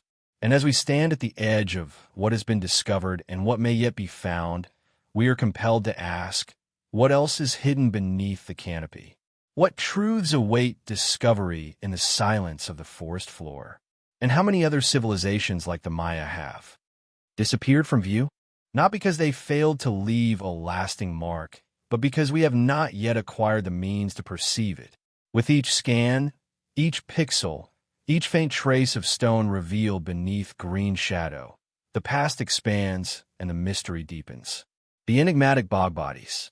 As we depart from the overgrown ruins of Maya cities, newly revealed by beams of light from the sky, we now enter a significantly darker landscape, one that is not illuminated by technology, but by the hushed exhalation of the earth itself. A place not constructed from stone, but shaped by water, peat, and time. The bogs of northern Europe. Here, in this environment that is neither entirely solid nor liquid, where mist hangs low over the reeds and the air is heavy with the scent of decay, something ancient persists. Not ruins, not monuments, but bodies remarkably preserved within the cold, acidic embrace of the peat. They are known simply as bog bodies discovered scattered across the wetlands of Denmark, Ireland, Germany, the Netherlands, and the British Isles. These human remains are astonishingly detailed. The skin remains intact. Hair adheres to the scalp. Fingernails and eyelashes are still present. Even the expressions on their faces appear frozen in a final moment that transcends time. Some appear tranquil, others do not. The most renowned among them, Tolan man, Grobela man, Lindo man, seem not merely preserved, but suspended between different realms. Their skin has darkened to a leather-like texture. Their features are delicate, haunting, and undeniably human. Yet their deaths were not natural. Many exhibit signs of violent ends, strangulation, blunt force trauma, slit throats, bound limbs. They were not simply interred in the bogs. They were deliberately placed there with a specific intention. But what was that intention? The prevailing theory among archaeologists is that these were ritual sacrifices, perhaps offerings made to the gods or to the land itself. The bogs were regarded as liminal spaces representing thresholds between the realm of the living and the dead, between the human and the divine. In many ancient cultures, wetlands were simultaneously revered and feared, perceived as sites of transition and transformation. Offering a life to the bog may have been a means of restoring equilibrium, appeasing nature, or ensuring a bountiful harvest. Alternatively, it could have been a form of punishment, a way to erase an individual not only from life, but also from collective memory. However, the precise truth remains unknown. Each body tells a distinct story. Talan man, discovered in Denmark in 1950, was so exceptionally preserved that his discoverers initially mistook him for a recent murder victim. He wore a pointed cap and a noose was still present around his neck. No other injuries were found, and no grave goods accompanied him. It was simply his body gently curled in a fetal position, as if asleep. He has been dated to around 400 BC. Growall man found in the vicinity had his throat slit from ear to ear. His skin still exhibits a vibrant color under museum lighting. He died around the same time. His hands showed no signs of manual labor, and his stomach was empty. His death, like so many others, was silent, stark, and definitive. Why were these specific individuals chosen? Were they volunteers, outcasts, or perhaps priests? Were they rulers being returned to the earth, or criminals being expuned from society?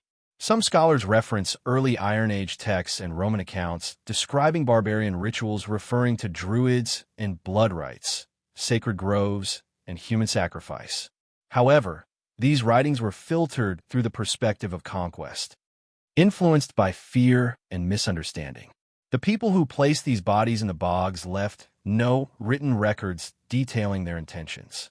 Only the bodies remain, and the bogs communicate in their own subtle language. The conditions that facilitated the preservation of these remains, anaerobic, acidic, cold, also caused the deterioration of much of the surrounding context. No bones have survived. The peat dissolves hard tissue, leaving behind only soft flesh and organic traces.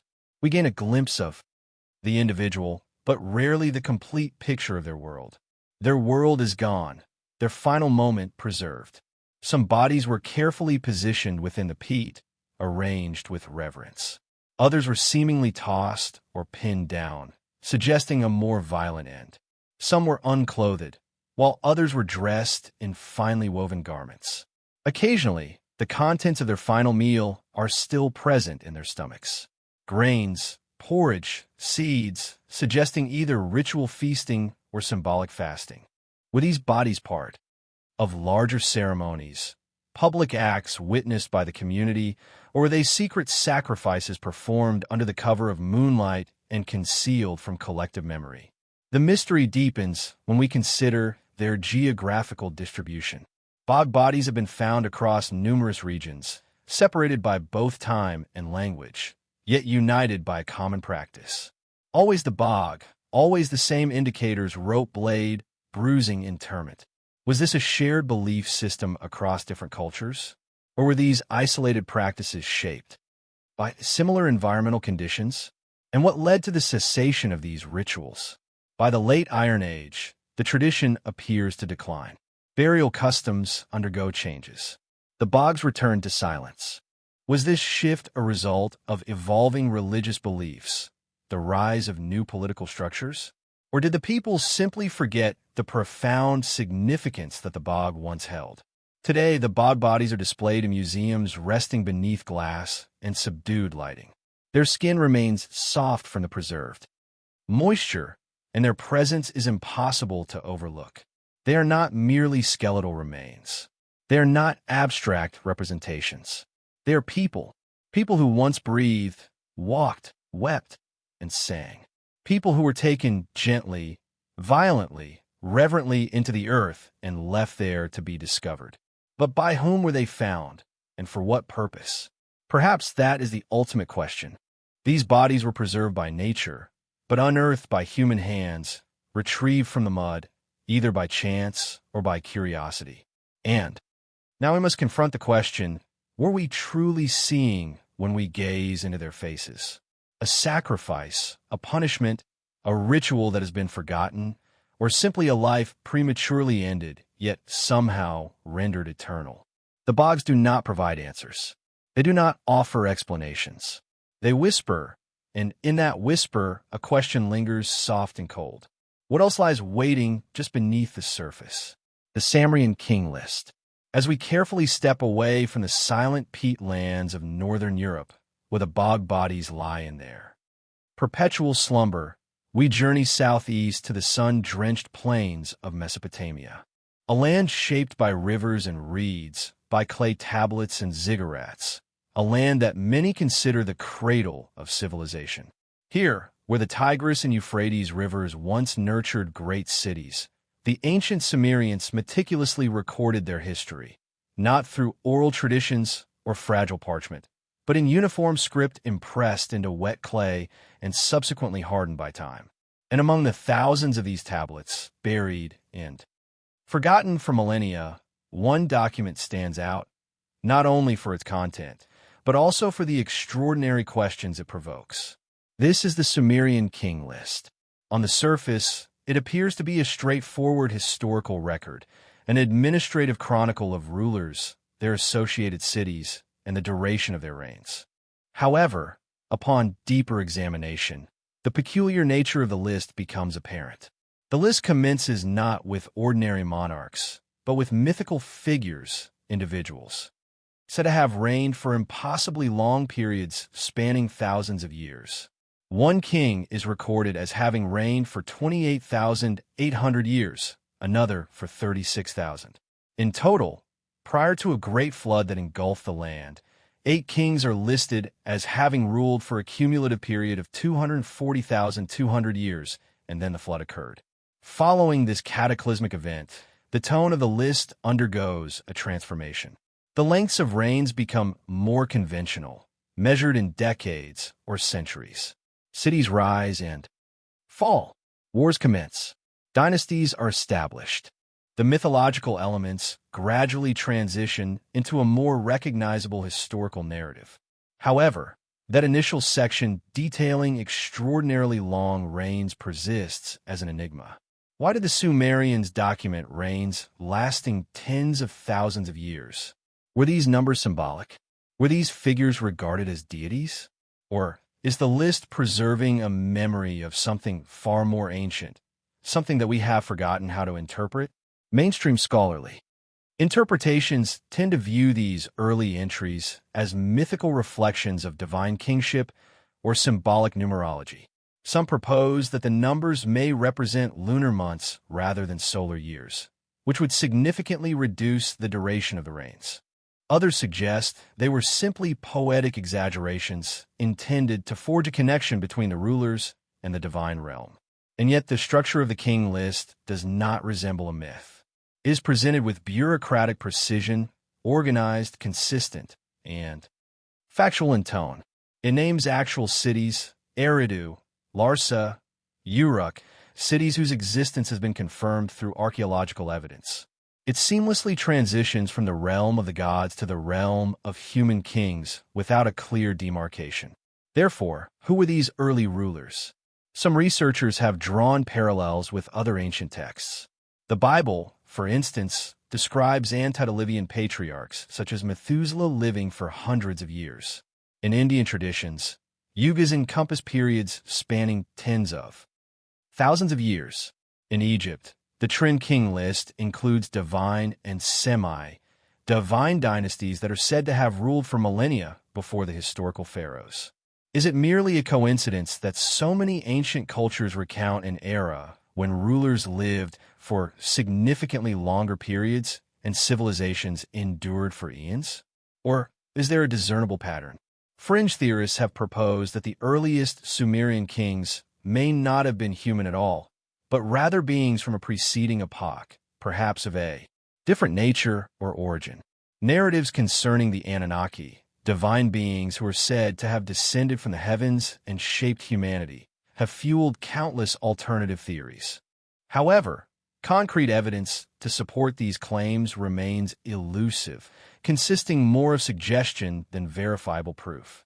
Nevertheless, the question persists: why did the Sumerians compile this list in the manner that they did? If its purpose was purely symbolic, why the inclusion of exact numerical values?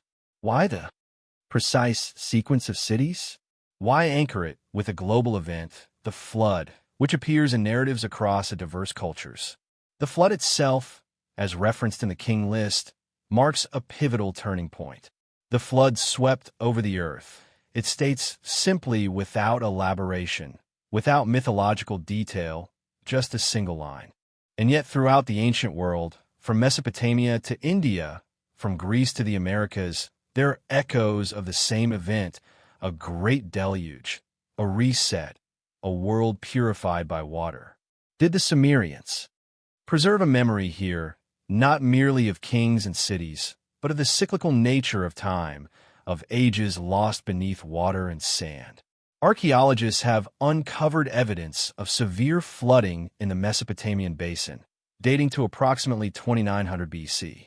While this event may not have been global in scope, it was catastrophic on a local level. Entire cities were affected. Is it possible that the king list is encoding historical information? Not in the way we define history, but in the way ancient peoples remembered it. Memory, after all, is not always linear. It is layered, compressed, and transformed. Perhaps the reigns of 30,000 years were not intended to be numerically precise, but to evoke a sense of vast time, to signify an era when the world was different, when gods interacted with humans, when time was measured not by clocks or calendars, but by cycles, celestial movements, and narratives. And yet, one detail remains difficult to reconcile. Why initiate a formal administrative record with such improbable claims only to transition into listing known and verifiable rulers? Why not separate myth from history? Why merge the two within a single document that was repeatedly copied and reinterpreted over centuries? Unless the Sumerians did not perceive them as distinct categories at all. To them, the divine past was an integral part of the historical present. The realms of gods and kings overlapped, merged, and echoed one another. And perhaps from that perspective, the notion of a 36,000-year reign was not considered absurd. It was a truth of a different kind. So, we are left with an enigma, one etched in clay, still legible after 5,000 years, a list that begins not with a question, but with a declaration. After kingship had descended from heaven, what existed before history as we understand it? Who ruled in the time before time? And how many truths concealed within myth and represented by numbers have we yet to decipher? The tablets are silent now, but their communication is not concluded. The painted skull of Jericho, from the ancient memories inscribed in clay, chronicling Sumerian kings whose reigns extended impossibly into the distant past, we now shift our attention to something far more intimate, yet equally enigmatic. A human face painted, preserved, and carefully positioned, not beneath stone or within a burial chamber, but delicately balanced on the back of a turtle shell. This artifact does not announce itself with grandeur. It was discovered quietly within a remote burial site on the island of Jericho, located in the West Bank. Here, layers of soil concealed one of the most perplexing findings from the Neolithic era.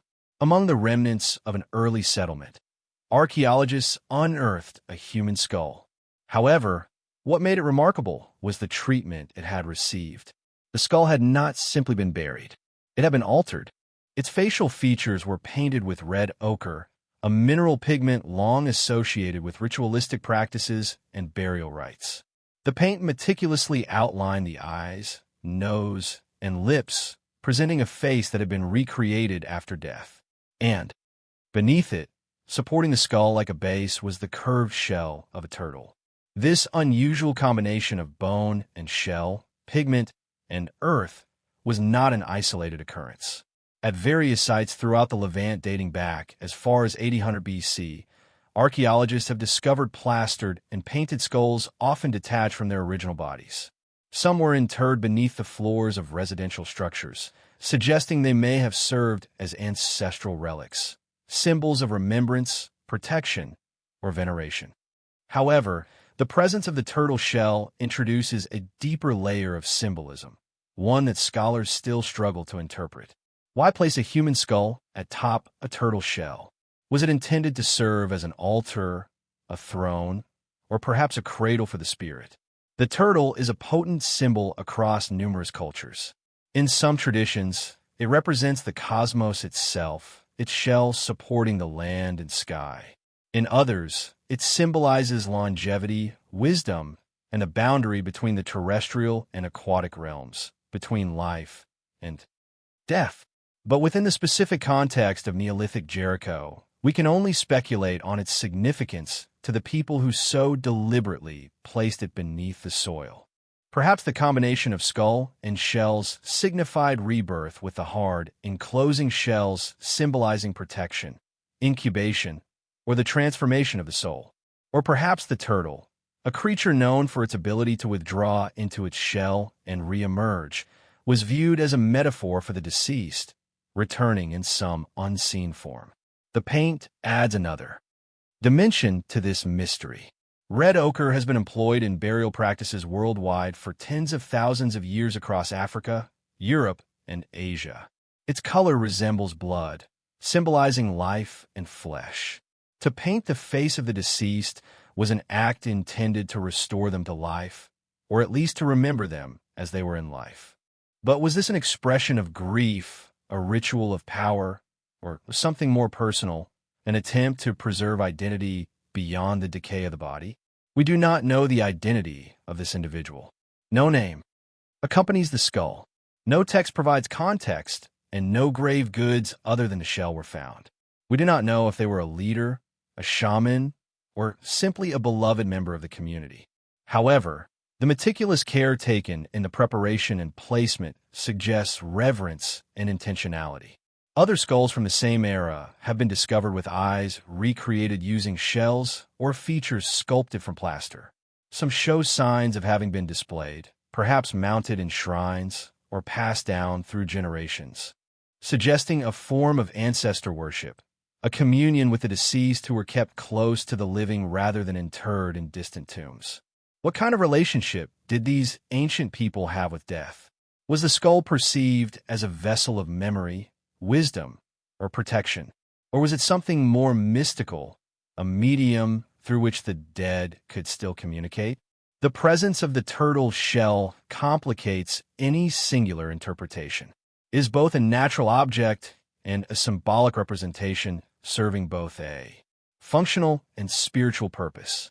Was the shell used to transport the skull in processions? Did it rest in a sacred location, a point of connection between different realms? Or was it simply a reflection of a narrative that we no longer remember? And what could the pairing of a human and a turtle have meant in a world without written language? Here we are left with symbols of bone, pigment, and shell. A face reimagined after death. A skull positioned not in the ground, but upon the shell of another creature. A ritual, act, or a deliberate message. Modern archaeologists have only just begun to identify the patterns. And while some propose that such practices were part of a broader Neolithic tradition of venerating ancestors, others remain cautious. The meanings may be multifaceted, context-dependent, and ultimately lost in the silence of the past. Today, the painted skull resting on a turtle shell is housed in a museum, protected, studied, and removed from the earth that once concealed it, but its mystery remains intact. Why was it painted? Why was it separated from its body? Why, of all things, was it placed on a turtle?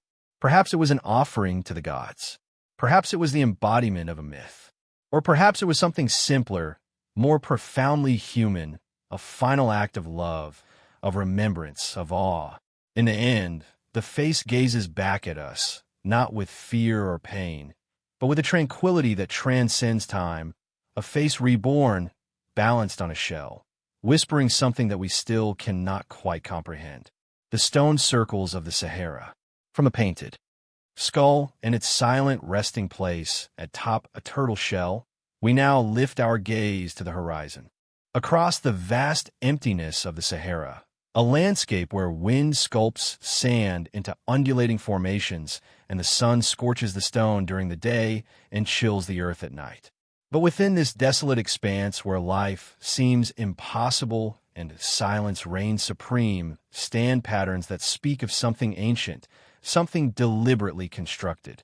Stone circles are scattered across the western and central Sahara from the deserts of Mauritania to the far reaches of Niger and Algeria. There are hundreds, possibly thousands of these stone formations. Some are simple rings composed of rough blocks barely visible above the sand. Others are more elaborate standing stones aligned with the cardinal points, slabs balanced with unsettling precision and spiral-like formations whose meaning remains obscured by the passage of time. Among the most enigmatic of these sites is Tichet in southeastern Mauritania. Here on the edge of an arid plateau lie the remnants of one of the oldest known settlements in West Africa. Thousands of years ago, this region was not a desert.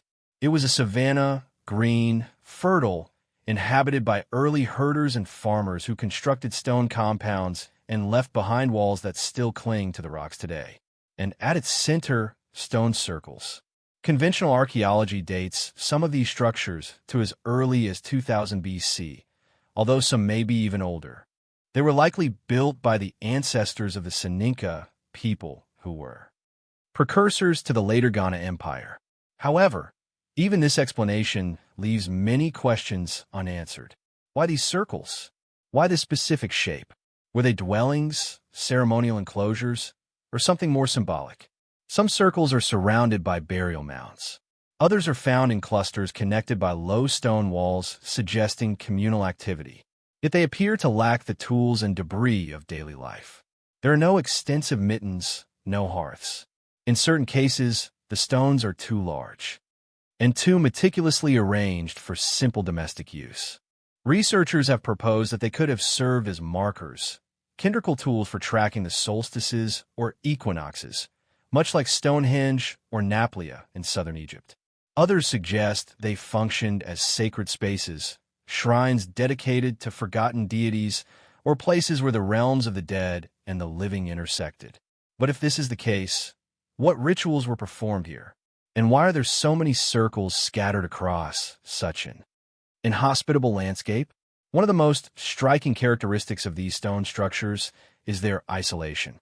Many are located far from modern settlements on elevated ground or in areas with no apparent water source. Some are only accessible after days of travel across the dunes. And yet the stones remain undisturbed, unmoved, still standing as they have for millennia. Who transported these stones? Who selected these specific locations? And what knowledge guided their precise placement? In some instances, the stones appear to be magnetically aligned. In others, they seem to echo the constellations above, mirroring the stars, as if mapping the celestial realm onto the terrestrial. Whether by design or coincidence, these patterns invite speculation. Did these ancient builders possess a form of astronomy encoded in stone? Were these monuments part of a larger spiritual worldview that has now been erased by the desert and the passage of time? The Sahara has not always been a barren wasteland. During the African humid period, this region was lush and green, dotted with lakes, rivers, and herds of game. It supported thriving communities, many of which vanished as the rainfall diminished and the sands advanced. Some may have migrated, while others may have adapted. But the circles remained, rising like punctuation marks in a forgotten narrative. Their function, their creators, their timeline all remain elusive. Few have been systematically excavated. Even fewer have been studied using modern techniques like LiDAR or deep ground scanning. And perhaps that is part of their mystique. Unlike the grand monuments of Egypt or Mesopotamia, the stone circles of the Sahara whisper rather than declare their presence. They do not dominate the landscape. They blend into it, becoming almost invisible within it. They were not constructed to impress, but perhaps to endure. They hint at a civilization that organized itself not through monumental displays of ego, but through rhythm, alignment, and quiet reverence. A people who recognized significance in repetition, in form, and in the language of the land. And yet, as the centuries passed, the climate changed. The green vegetation gave way to golden sand. The lakes dried up.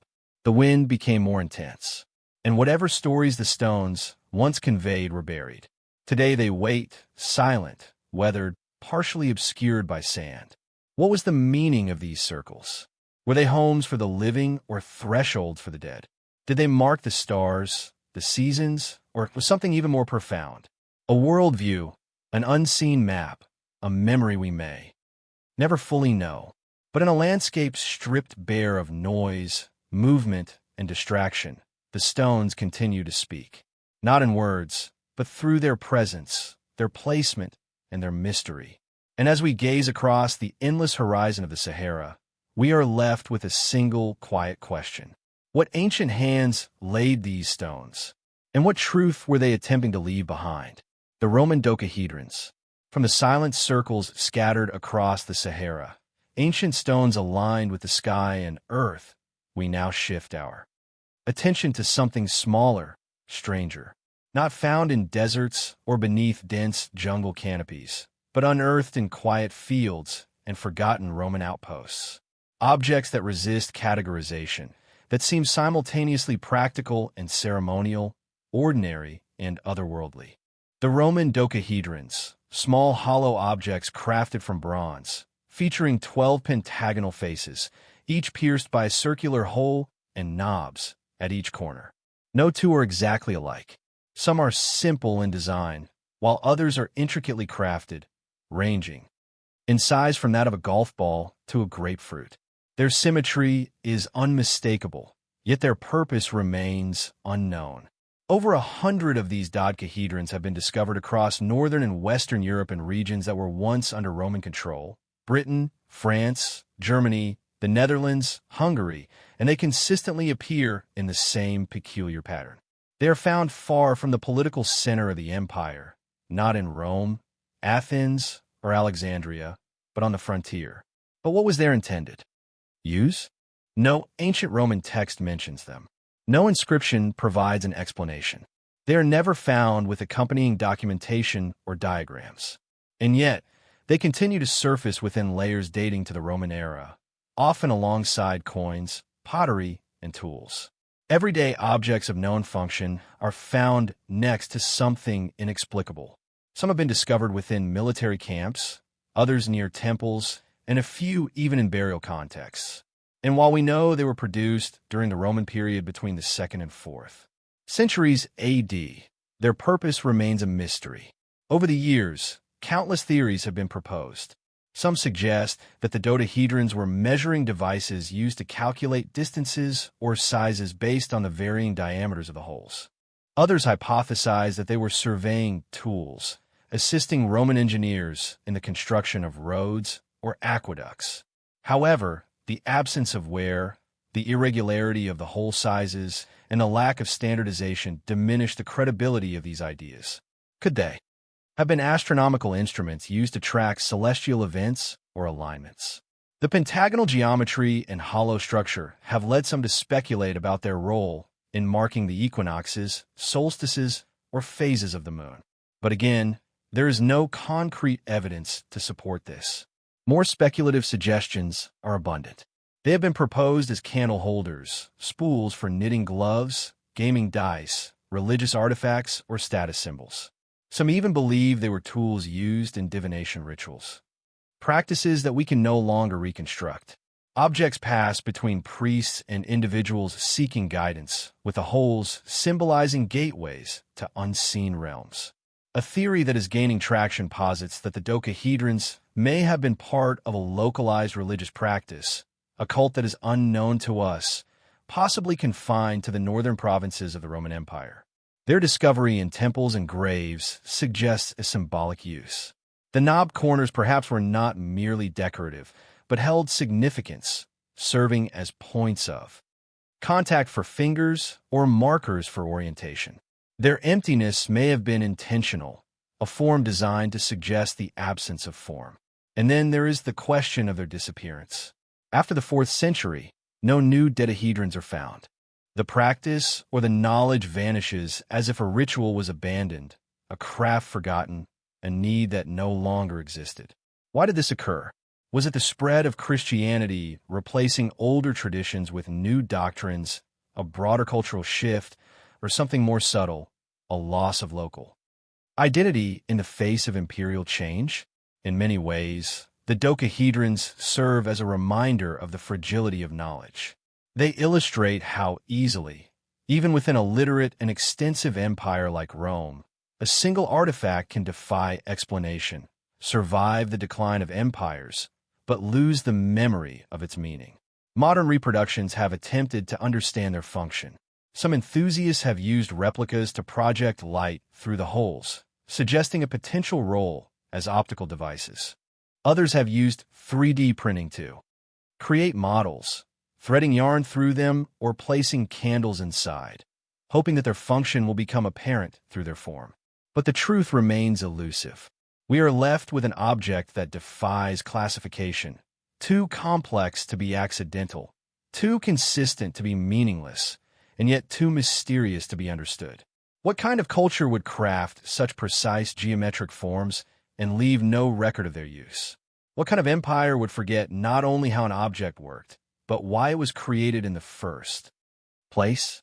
Perhaps the Roman dodecahedron was not designed for a practical function, but for contemplation.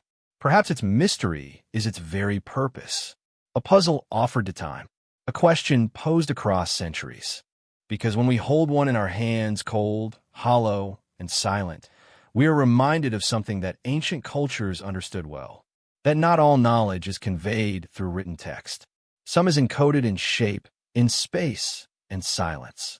And so we wonder, was the dodecahedron a tool, a symbol, a prayer, or was it something else entirely? Something that we have not yet learned to perceive. Its 12 faces reflect not only light, but also the limitations of our current understanding and what still awaits rediscovery in the shadows of the past. The Babylonian eclipse tablet. From the hollow geometries of the Roman dodecahedrons, objects that resist revealing their purpose, we now turn to something more familiar in form, yet equally profound in its mystery. A clay tablet cracked and weathered, inscribed with minuscule, wedge-shaped marks. An object of seemingly simple appearance, yet extraordinary in the information it contains. It was unearthed in ancient Mesopotamia, where the grand cities of Babylon once thrived alongside the gently flowing waters of the Euphrates, a land characterized by ziggurats and libraries by rulers and scribes, a place where the celestial realm was not merely observed, but meticulously measured, mapped, and integrated into the very fabric of daily existence. The Babylonian eclipse tablet catalogued as BM 3306 in the British Museum represents one of the clearest surviving records documenting how this ancient civilization tracked astronomical events. It contains a list of both solar and lunar eclipses recorded with astonishing accuracy. Each entry not only specifies the date of the event, but also describes its characteristics, direction, and duration. Some tablets even include annotations regarding political consequences or omens associated with the eclipse, reflecting a synthesis of scientific observation and spiritual interpretation that define Babylonian thought. The most renowned among these is the Soros Cycle Tablet, which meticulously records a series of 38 lunar eclipses that occurred over a period of 223 lunar months, slightly exceeding 18 years. This cycle is still utilized by contemporary astronomers to predict the recurrence of eclipses. Remarkably, over 2,500 years ago, Babylonian scholars had already identified this pattern without the aid of telescopes, computers, or satellites. How did they achieve this? This question continues to perplex historians of science. The Babylonians were diligent observers. They maintained records of celestial events spanning generations. Each entry meticulously inscribed in cuneiform, often by temple scribes who were trained in both astrology and mathematics.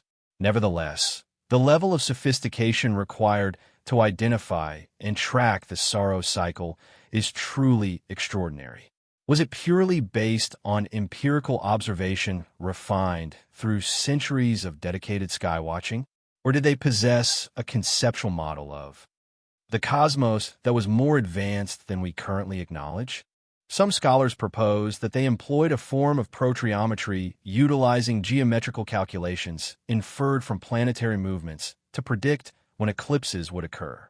Others suggest that this knowledge may have been inherited from even earlier cultures, subsequently codified and expanded upon in the renowned scribal schools of Babylon.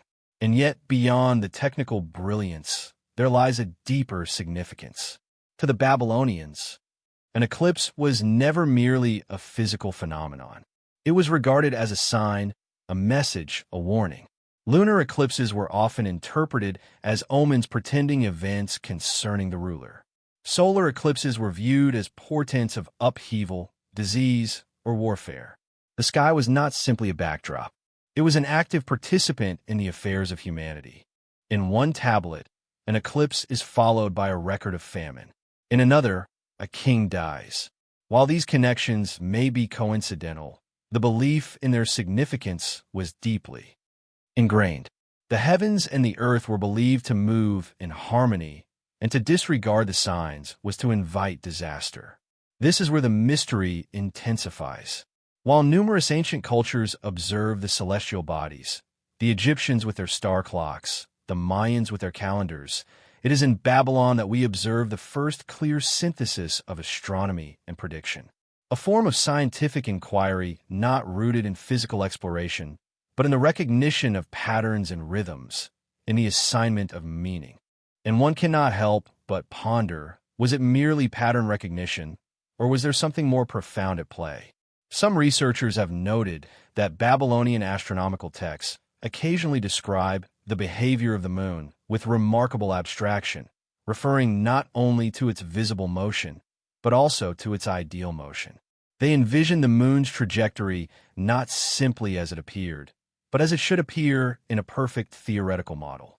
This suggests a cognitive leap beyond mere observation, a transition into conceptual, even theoretical thinking. Is it possible that the Babylonians possessed not only knowledge of cycles and charts, but also early algorithms? Was their eclipse science more than just a descriptive record? Was it a form of encoded celestial mathematics? Contemporary studies of tablets like BM 3306 indicate that this is indeed the case. The tablet does not merely list past events. It predicts them. It employs modular arithmetic, positional notation, and sophisticated methods of timekeeping. Some texts even reveal corrections made by later scribes, indicating an ongoing process of refinement in a living body of knowledge.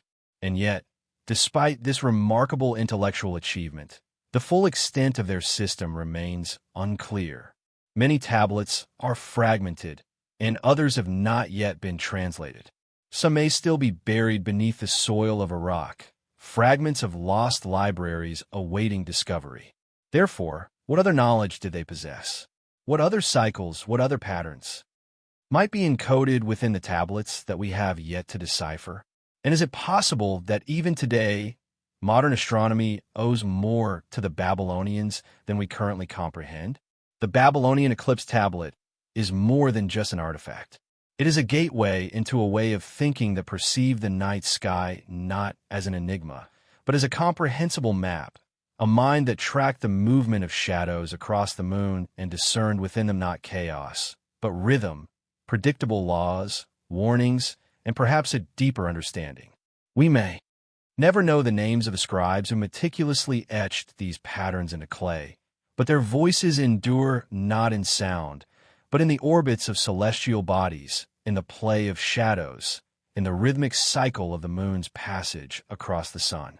And within that quiet celestial alignment, we are left to contemplate what else have they bequeathed to us encoded within the heavens, awaiting rediscovery.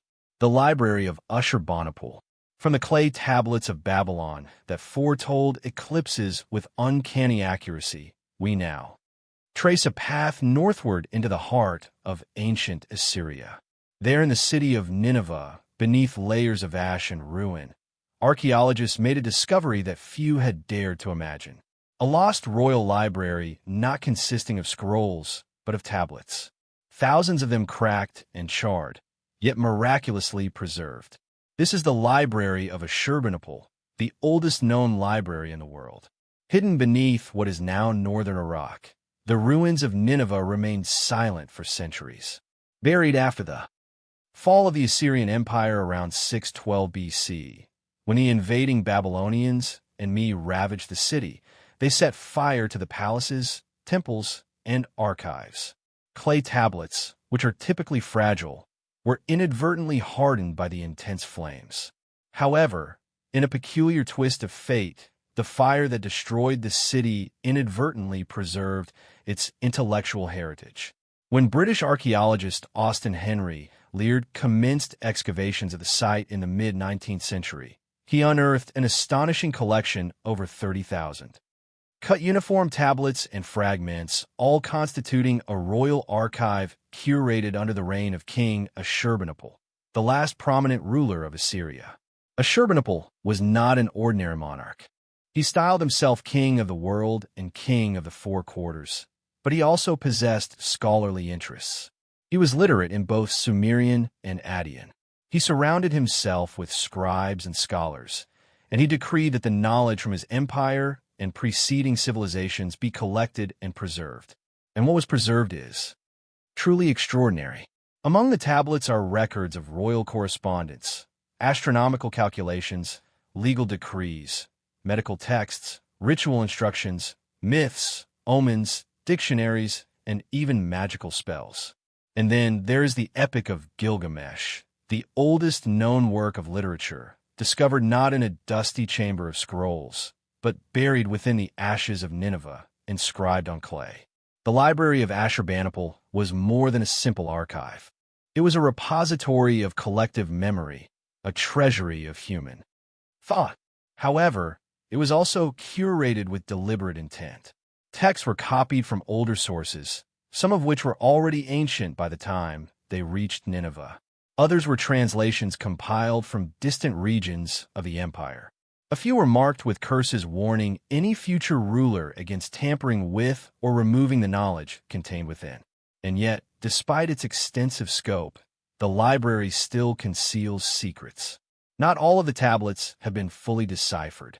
Many remain fragmented. Some appear to reference other older collections that have now been lost to time, hinting at the existence of libraries within libraries, networks of knowledge that once extended across Mesopotamia. Why did Ashurbanipal undertake such extensive efforts to preserve these writings? Was it solely for political reasons, an attempt to consolidate power through divine and intellectual authority?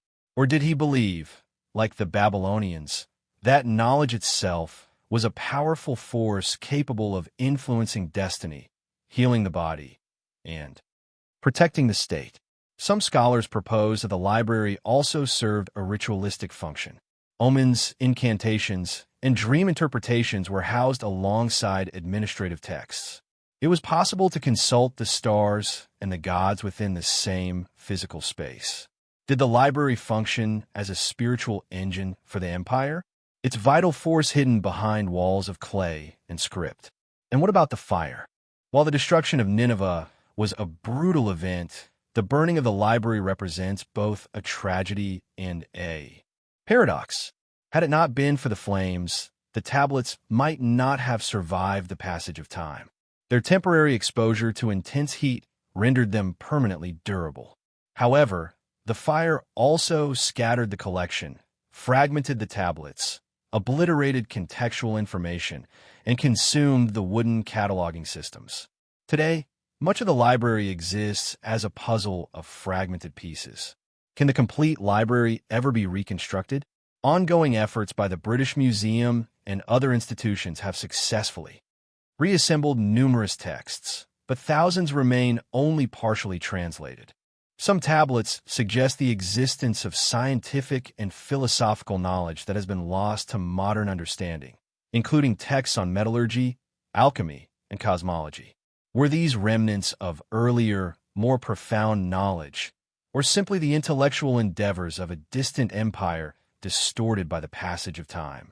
Even more intriguing are the gaps, missing volumes, incomplete records, references to texts that no longer exist. Some believe that entire sections of the library have yet to be discovered, still buried beneath the ruins. Others suggest the possibility that duplicate collections were stored elsewhere, perhaps in Nippur or even Babylon awaiting future discovery. Could there still be tablets concealed within the earth, untouched since the era of Ashurbanipal? And if so, what revelations might they contain? As we reflect upon this ancient library, we are reminded of the fragility of knowledge, of how easily it can be lost, not only through destructive events like fire or conquest, but also through simple neglect. And yet something about the library of Ashurbanipal endured through war, ruin, looting, and sandstorms. The tablets survived. They communicate in silence now from museum shelves and digital scans. Their wedge-shaped marks persist, stubborn, delicate echoes of voices that have long since passed away. But the mystery endures. Was a library merely a record of what was known? Or was it a repository for what was feared would be forgotten? What truths were compiled by the literate king? And how many still lie buried beneath dust, beneath stone, awaiting the right hand to lift them back into the light? The masked statues of a nasal from the blackened tablets of Ashurbanipal's library inscribed with the wisdom of fallen empires.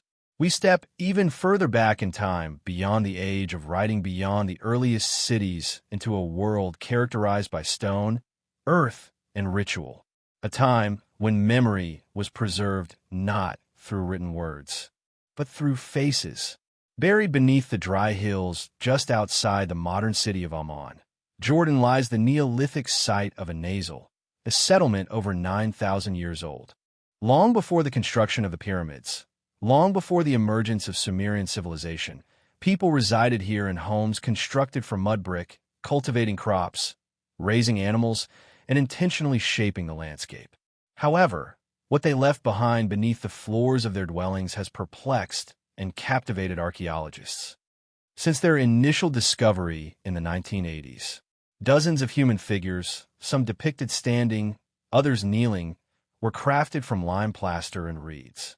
Their surfaces are smooth and pale, and their eyes are wide and black, made from bumin, nearly life-size statues interred in pits sealed beneath layers of soil. And what is most striking about them are their faces. They were masks, flat, expressionless, almost alien in their simplicity.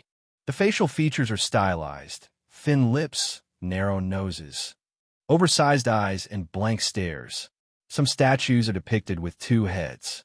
Others appear androgynous, and all of them emanate the same serene, inscrutable presence, as if intended to represent not specific individuals, but rather archetypes, ancestors, or something else entirely. Who were these figures?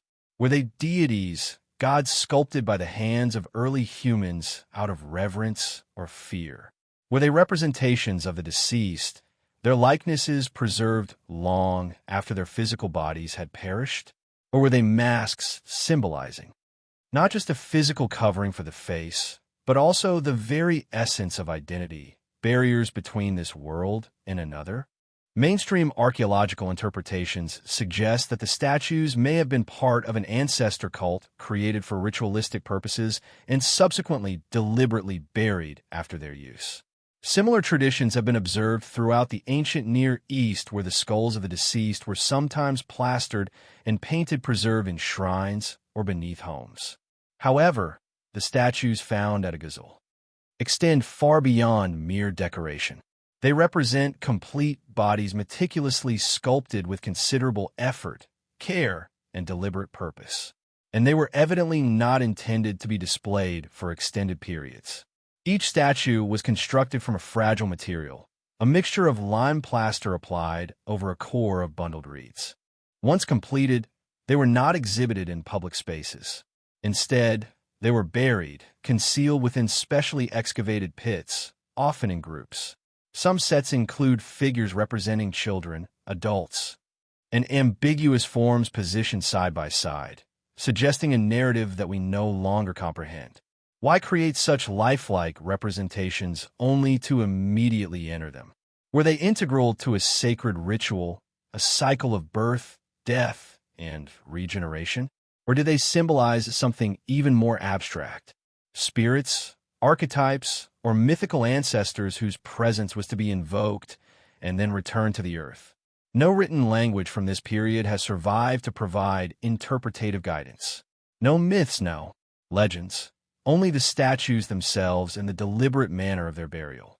Some scholars have noted that the figures lack genitalia, suggesting a blurring of gender and individual identity. Others interpret the dual-headed statues as symbolizing a form of dualism, perhaps representing concepts like life and death, light and dark, or body and spirit. The faces, particularly the masks, remain the most haunting detail.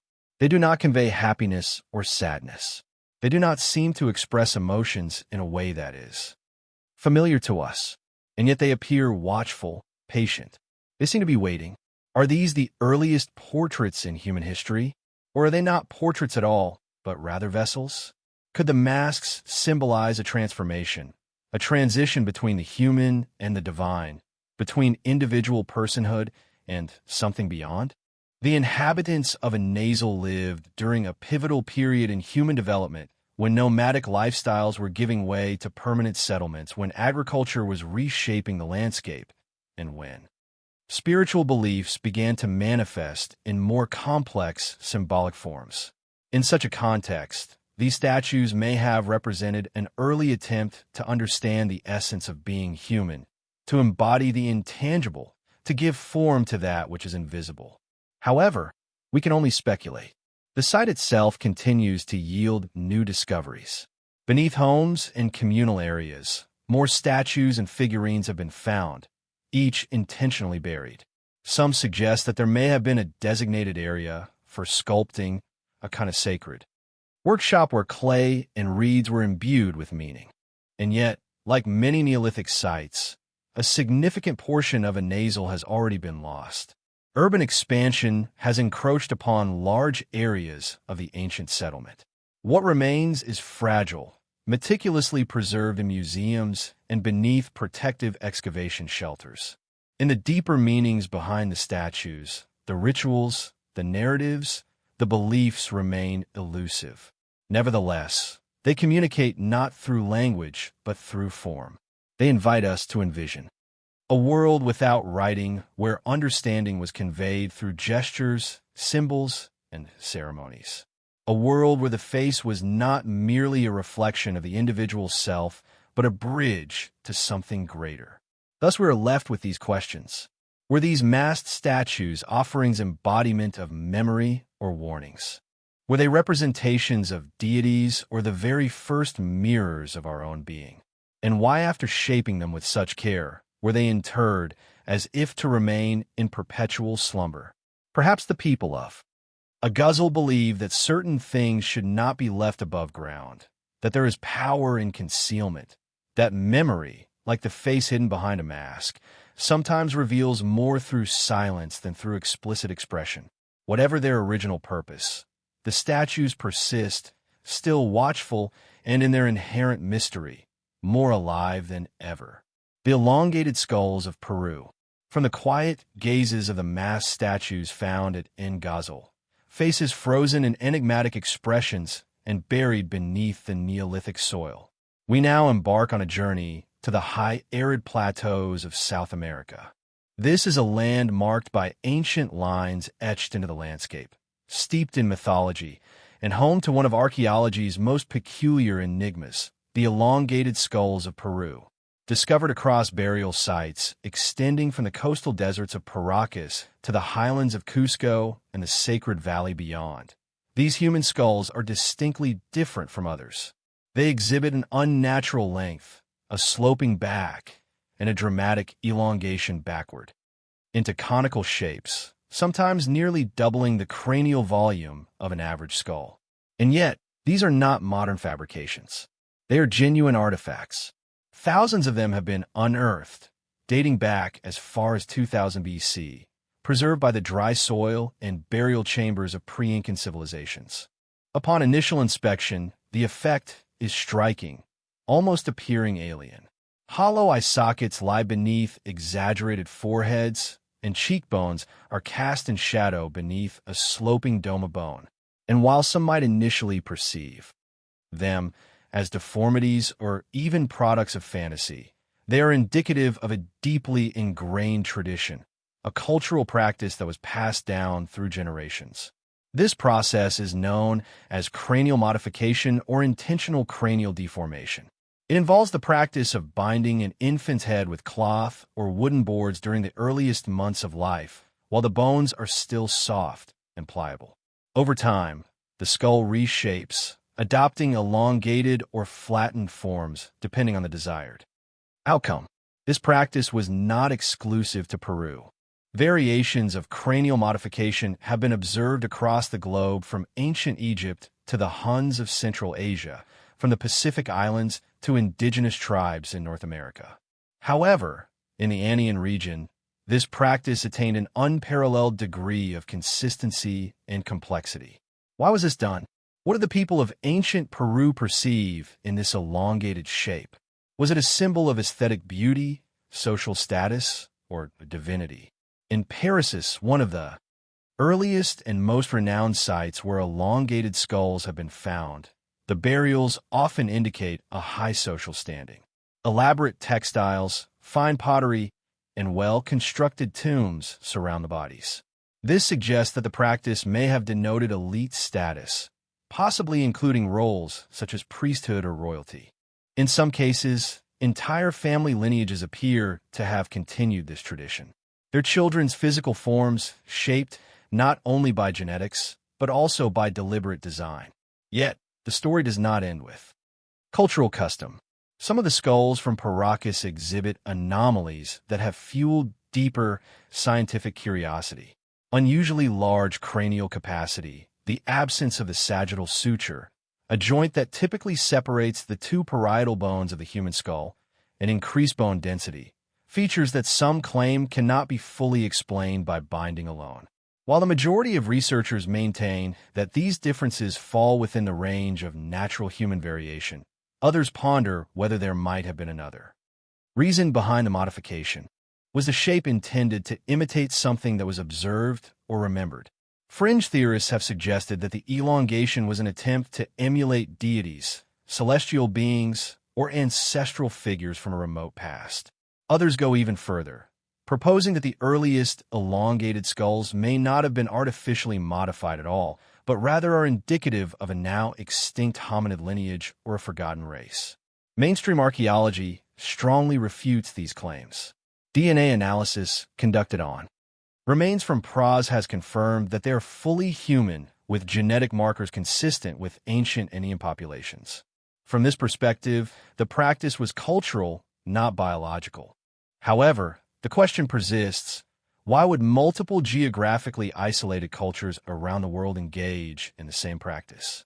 What made the elongated head so universally significant? In Peru, the form was meticulously cultivated, not accidental or random.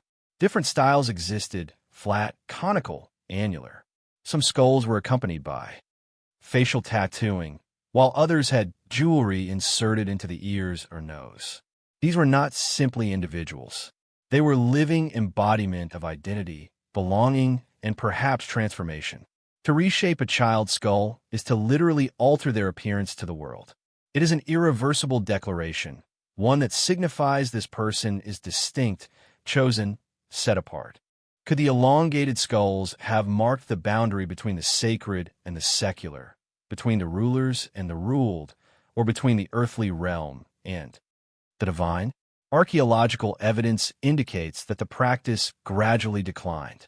By the time of the Inca Empire, cranial modification was significantly less common, and subsequently, it disappeared entirely, banned by Spanish colonizers who regarded it as pagan and unnatural. Today, many of the elongated skulls are housed in museum collections across Peru. Others are stored in archives, still awaiting comprehensive study. And despite decades of research, there is no definitive consensus, only a series of questions that become more numerous the further we explore. What was the experience of possessing such a head? To live a life shaped from birth by the hands of others. To visibly bear one's lineage, social class, and mythical connections within one's very bones. The desert air of Paracas remains still. The stone tombs maintain their silence, but the skulls endure, and they pose a quiet, persistent question to us, not simply about the technical process by which this was achieved, but about the underlying motivation. What dream? What belief? What ancient vision led entire civilizations to mold their very identities into something extraordinary? And what aspect of that vision have we lost? Borneo's ancient handprints. From the high deserts of Peru, where elongated skulls whisper of identity, and ancient ritual. We now travel deep into a world far older. A place where stone is not carved into monuments, but painted with memory. Where the jungle breathes with the rhythm of a forgotten past. And silence holds its own stories. This is Borneo, in the limestone caves of the Indonesian portion of the island, sheltered by dense forests and thick mist, lies a prehistoric gallery unlike any other. Known as the Lubang Jari Salai Cave, it contains some of the oldest known hand stencils ever discovered. Ghostly outlines left by human beings more than 40,000 years ago. The image is deceptively simple. A hand pressed flat against the cave wall, red pigment blown around it, leaving behind a negative imprint. Delicate, unmistakable human. But this is no modern graffiti. Radiocarbon dating of. The mineral deposits layered atop the pigment places the handprint to at least 39,900 BC, possibly older. That makes it among the oldest known artworks on Earth. Older than the cave paintings of Lascaux in France. Older than the famous hand stencils in Spain's El Castillo cave. And it raises a profound question. What compelled a person so long ago to mark their presence here? There are no names, no dates, no records, just the outline of a hand, a symbol of presence, of touch, of existence. It is not decorative. It is declarative. I was here. Who was this person? What did they see when they looked at the cave wall? Did they know their handprint would outlive them by millennia? The hand stencil is not alone. Nearby, other stencils appear, overlapping, varying in size and pigment. Some are faint, almost lost to the damp air and time's slow erosion. Alongside them are depictions of animals, warty pigs, cattle-like creatures, and scenes that suggest hunting or ritual movement. In one striking panel, a reddish-orange animal appears mid-stride, rendered with a grace that defies its age. It is estimated to be over 45,000 years old, possibly the oldest narrative scene ever painted. But the hand remains the most haunting.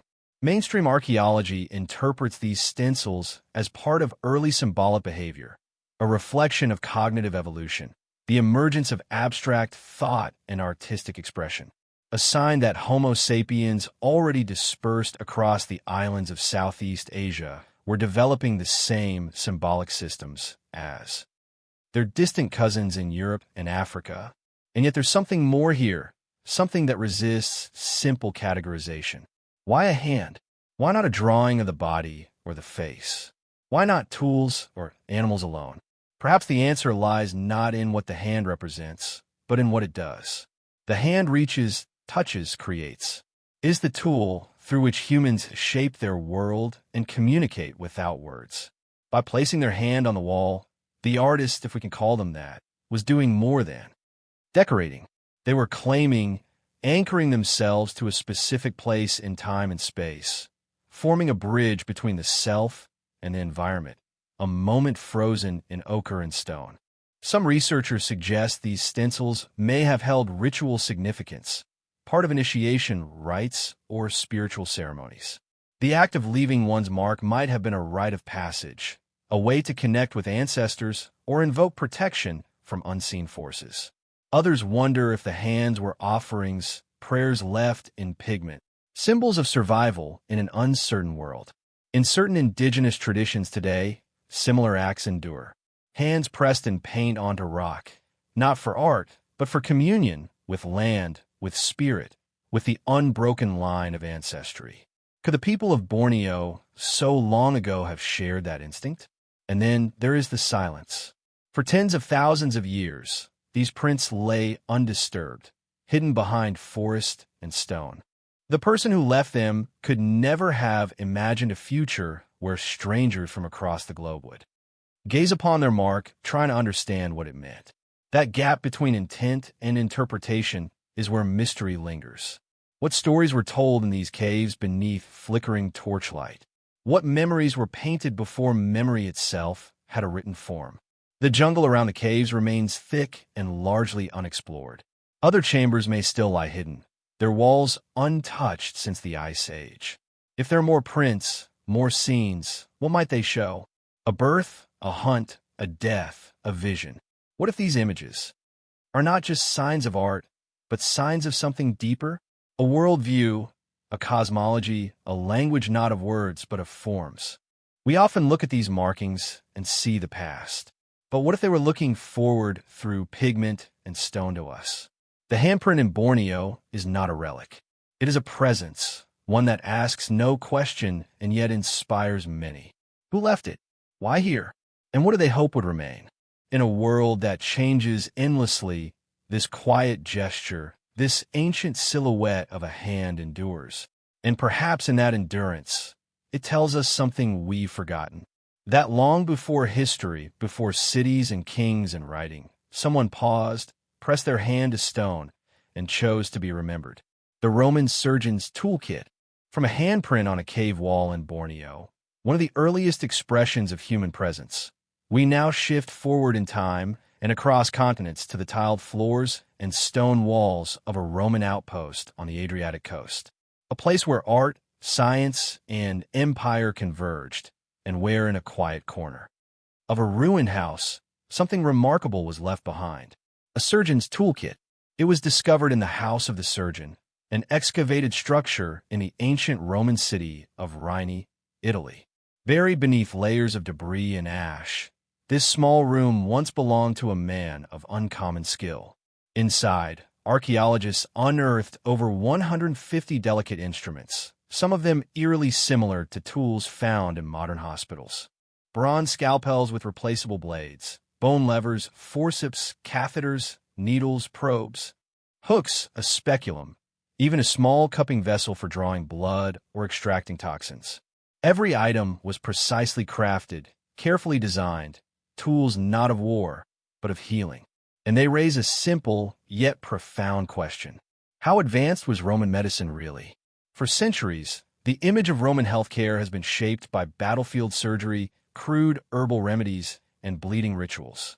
But the discovery of this toolkit suggests something far more refined, more clinical, more methodical.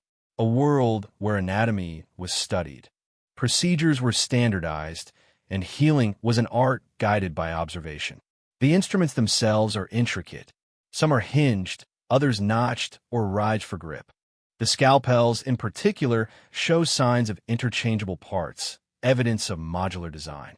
These are not the improvisations of a desperate healer, but the tools of a trained professional confident in his work. Who is he? We don't know his name. No inscription identifies him, but the location of the house near the center of town adjacent to a forum suggests status. He was not a traveling medic or a battlefield attendant. He was a physician with a practice, perhaps with clients from the elite. His toolkit was his livelihood. And when disaster struck, perhaps fire, flood, or sudden evacuation, he left it behind. Or did he? Was the kit hidden intentionally, buried for safekeeping, or simply forgotten, sealed away by time? What we do know is that Roman medicine drew from a wide body of knowledge. Greek, Egyptian, and earlier Mesopotamian traditions.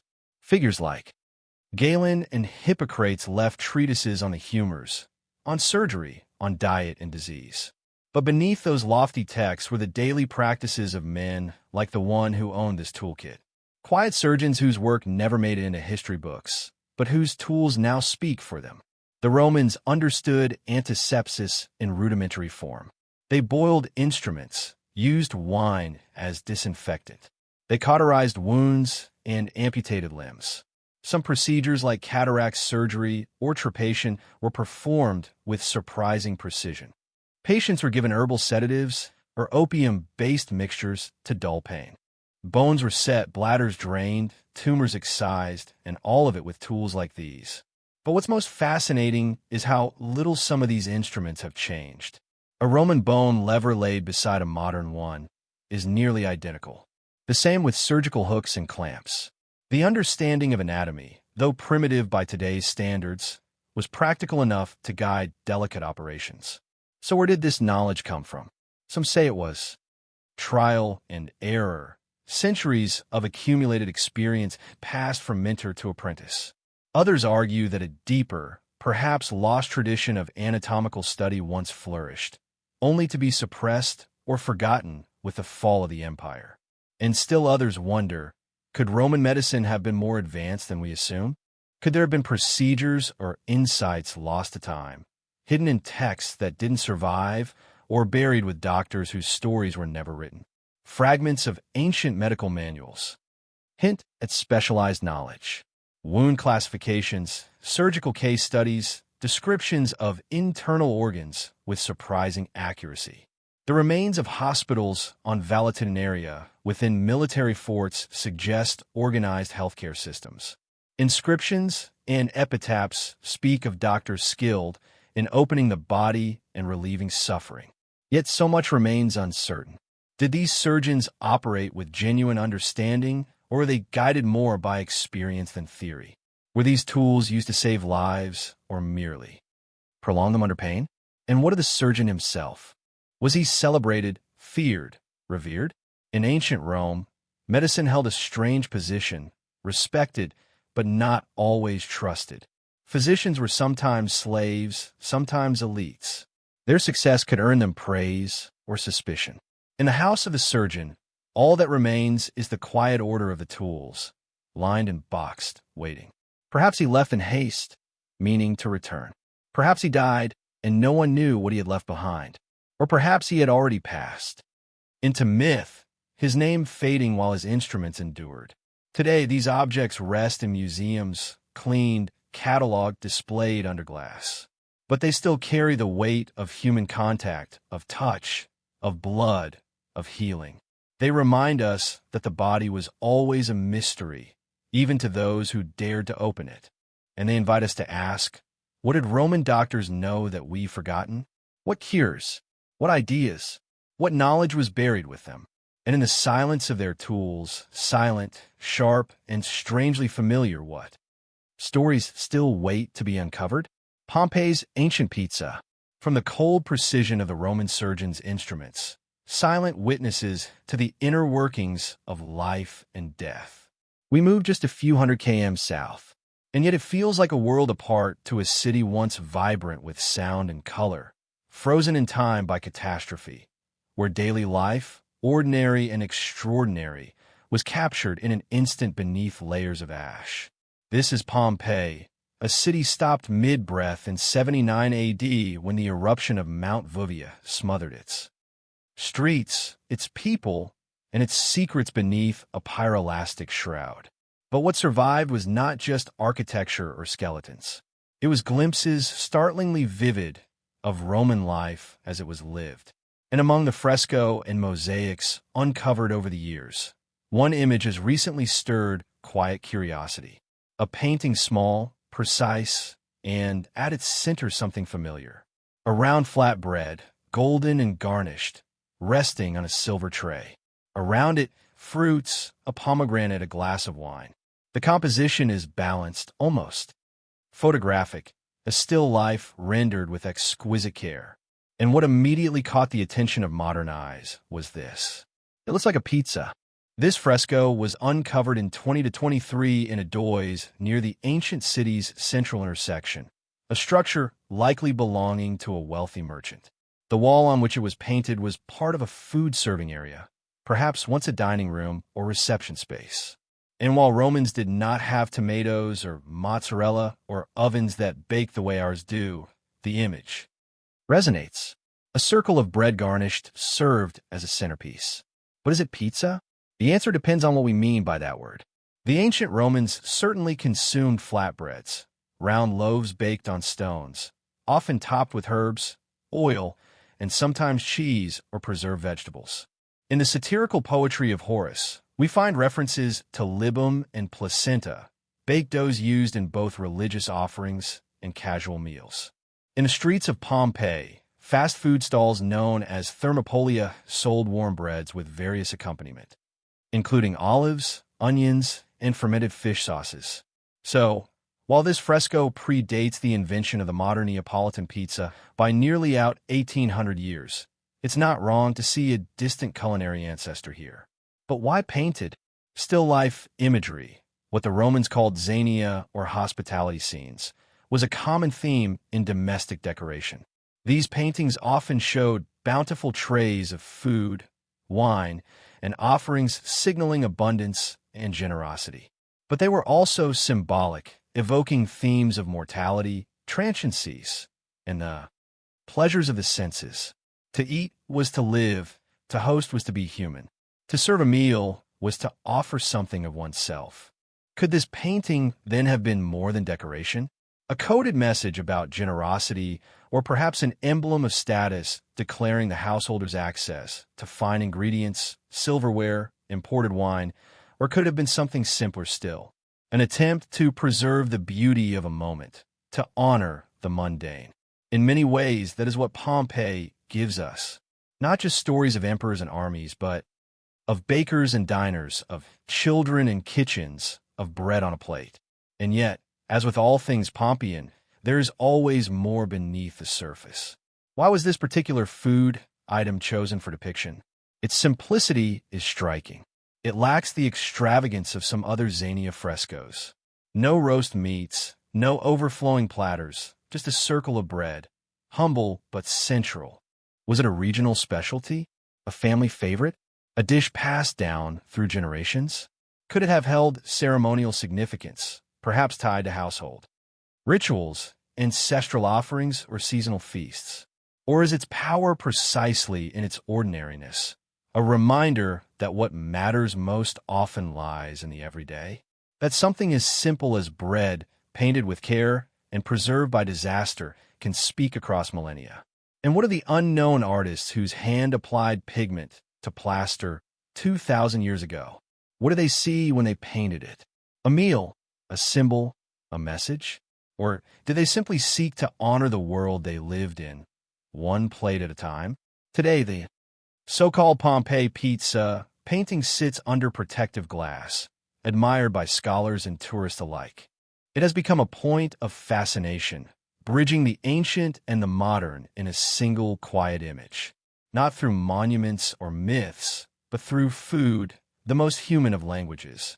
And yet, the painting resists full translation. Like so much of Pompeii, it invites us in, then steps back, leaving space for wonder. Was this the world's first pizza? Or was it something more elusive? An echo of a moment lost in ash, found again in fragments. Perhaps the deeper truth is not in the meal itself, but in the hand that painted it, the wall that bore it, and the city that, even in destruction, refused to be forgotten. The cave of the painted hands.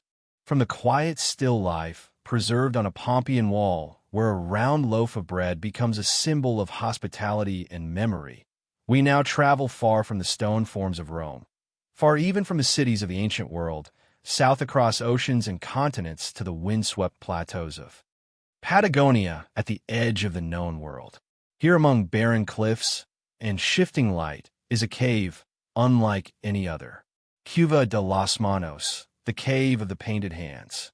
Tucked into a steep canyon along the Pinurus River in southern Argentina, this remote rock shelter hides a gallery that dates back over 9,000 years.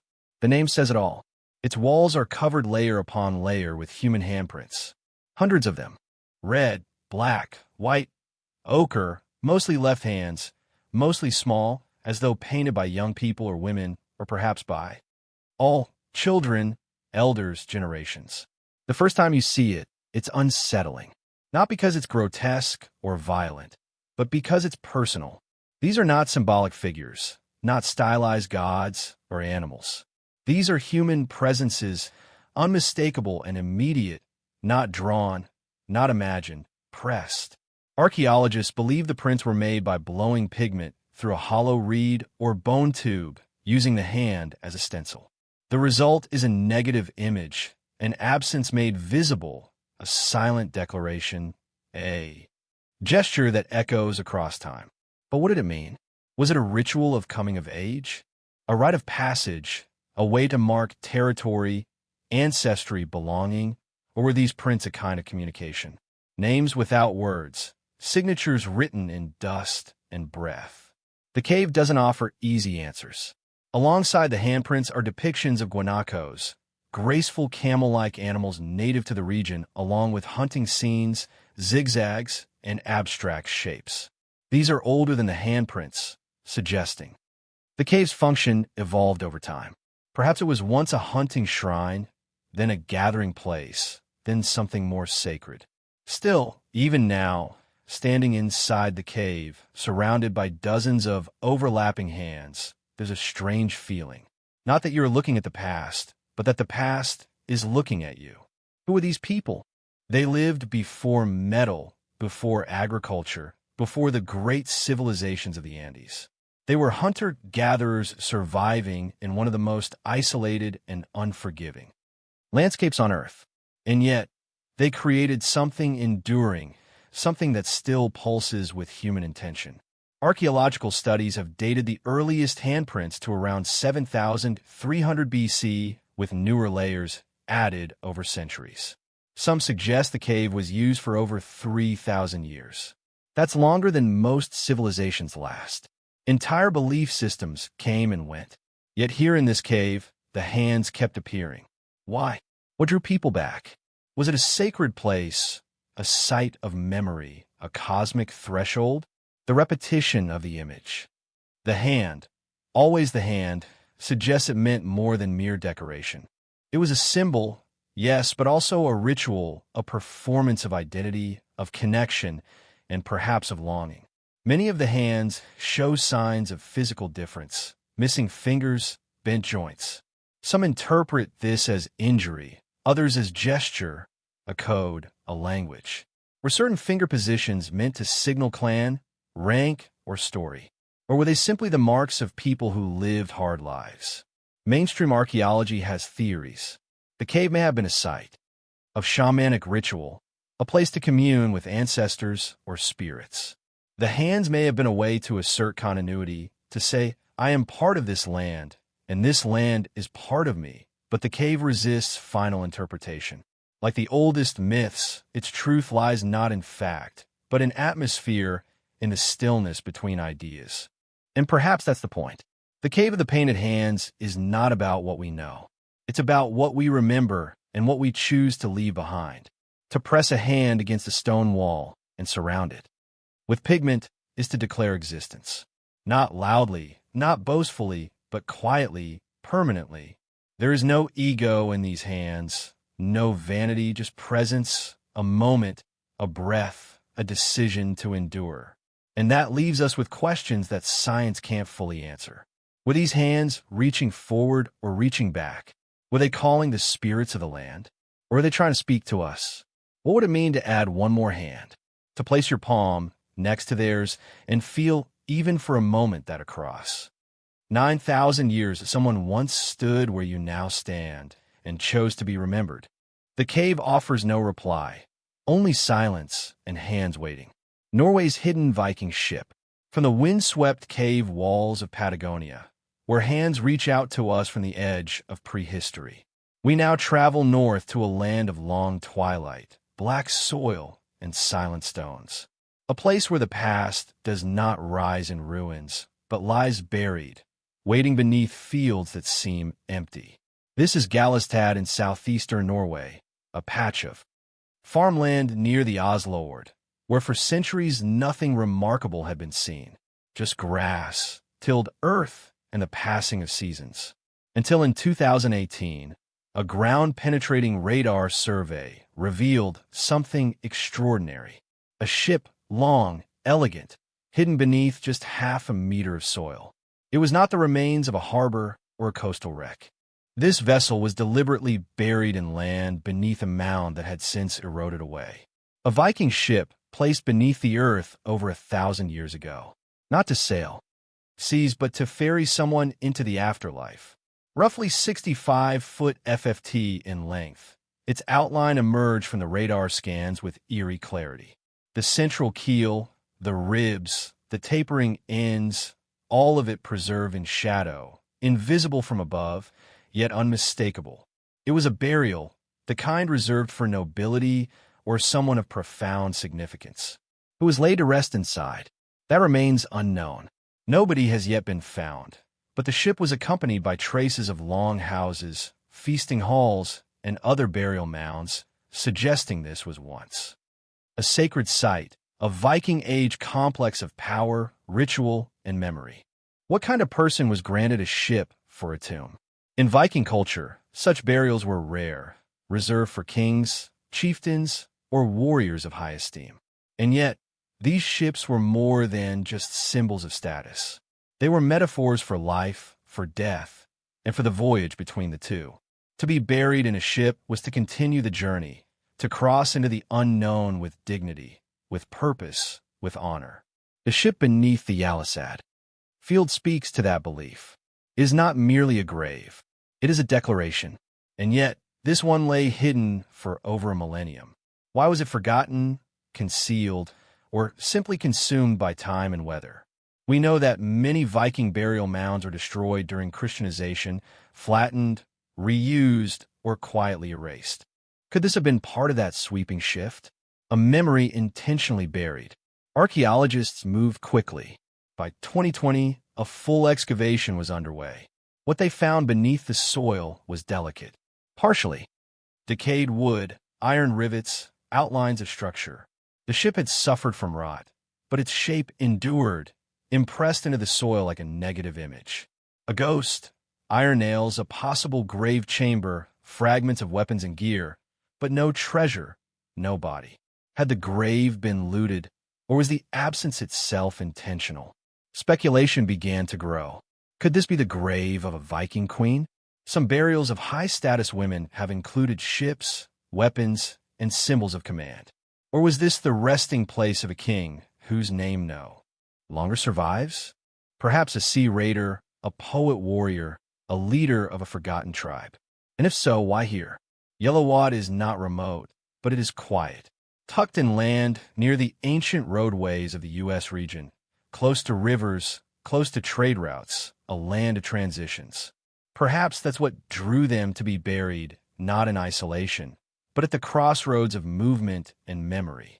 The ship rests within what was once a mound, an artificial hill raised by many hands, meant to be seen from afar. These mounds were both monuments and messages. They told travelers, someone of consequence lies here. They shaped the landscape with a meaning, and then over time, they vanished. Could there be more beneath these fields? Already radar has revealed other structures. Long houses, enclosures, outbuildings.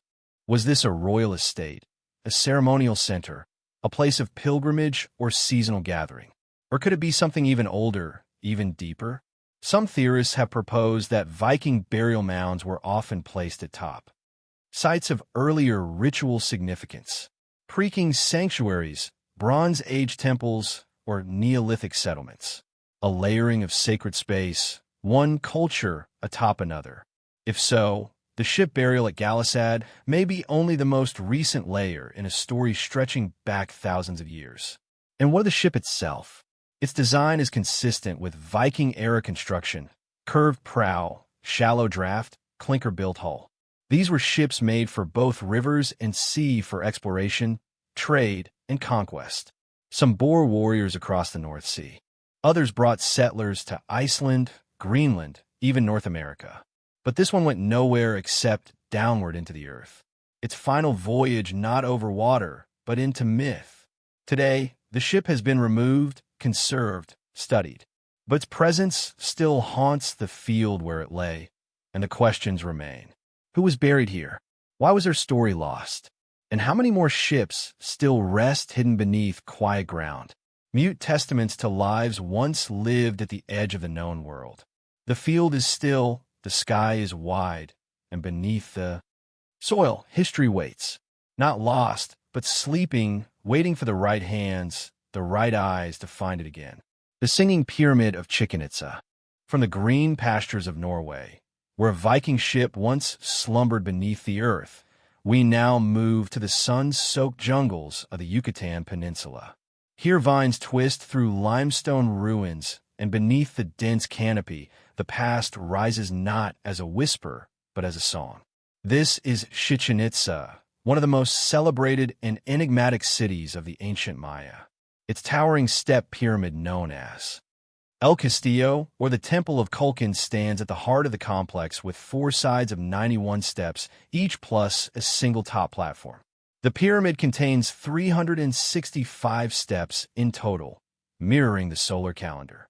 Built between the 8th and 12th centuries AD, it reflects both architectural genius and cosmic symbolism. But there's more to this pyramid than its visual majesty. There's a sound, a phenomenon not carved into stone, but woven into the air itself. If you stand at the base of the staircase and clap your hands, a short, sharp sound, the echo that returns is unexpected. It does not mimic the original clap. Instead, it chirps a descending tone, almost bird-like, ringing through the plaza like a hidden voice. Researchers and visitors alike have described the echo as resembling the call of the resplendent quetzal, a sacred bird in Mesoamerican mythology. Its feathers adorn royalty. Its image symbolized the gods, and its song, rare elusive, was believed to carry divine resonance. But how is it possible that stone steps placed centuries ago without modern technology can mimic a bird's call so precisely? Some argue it's intentional, that the Maya masters of astronomy and mathematics were also deeply attuned to acoustics. The design of El Castillo, with its steep staircases, broad landings, and narrow corridors, could act like a sound filter, modifying and shaping echoes in specific ways. But if true, that would mean the Maya weren't just building to the sky. They were composing for the air. Did they test acoustics as they built, adjusting the angles and spacing to achieve the perfect echo? Did priests use this effect during rituals, clapping, or speaking, so the voice of Cuculin would seem to answer from above? Or could the sound have had a practical function, announcing processions, signaling events, directing crowds? Some archaeologists remain cautious. They point out that echo patterns may be coincidental, the byproduct of geometry and material, that many ancient structures produce strange echoes, and only in retrospect are they assigned meaning. After all, limestone is a natural sound reflector, and steps by nature create wave interference. But then again, the Maya were not accidental builders. From the alignment of pyramids to solstices to the precise orientation of ball courts to cardinal directions, their cities were designed with purpose. And in a culture where sound, vision, and myth were inseparable, the idea of architectural acoustics is not far-fetched, especially when one considers that Chichen Itza's acoustics don't stop with El Castillo. At the Great Ball Court, a whisper from one end can be heard clearly at the other. Over 500 feet away, shouted speech bounces off the curved walls and echoes multiple times. Could these sounds have amplified ritual speeches or created a heightened sensory experience for those in attendance?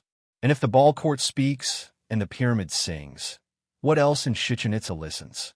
Could other buildings now ruined or overgrown have contained their own acoustic signatures?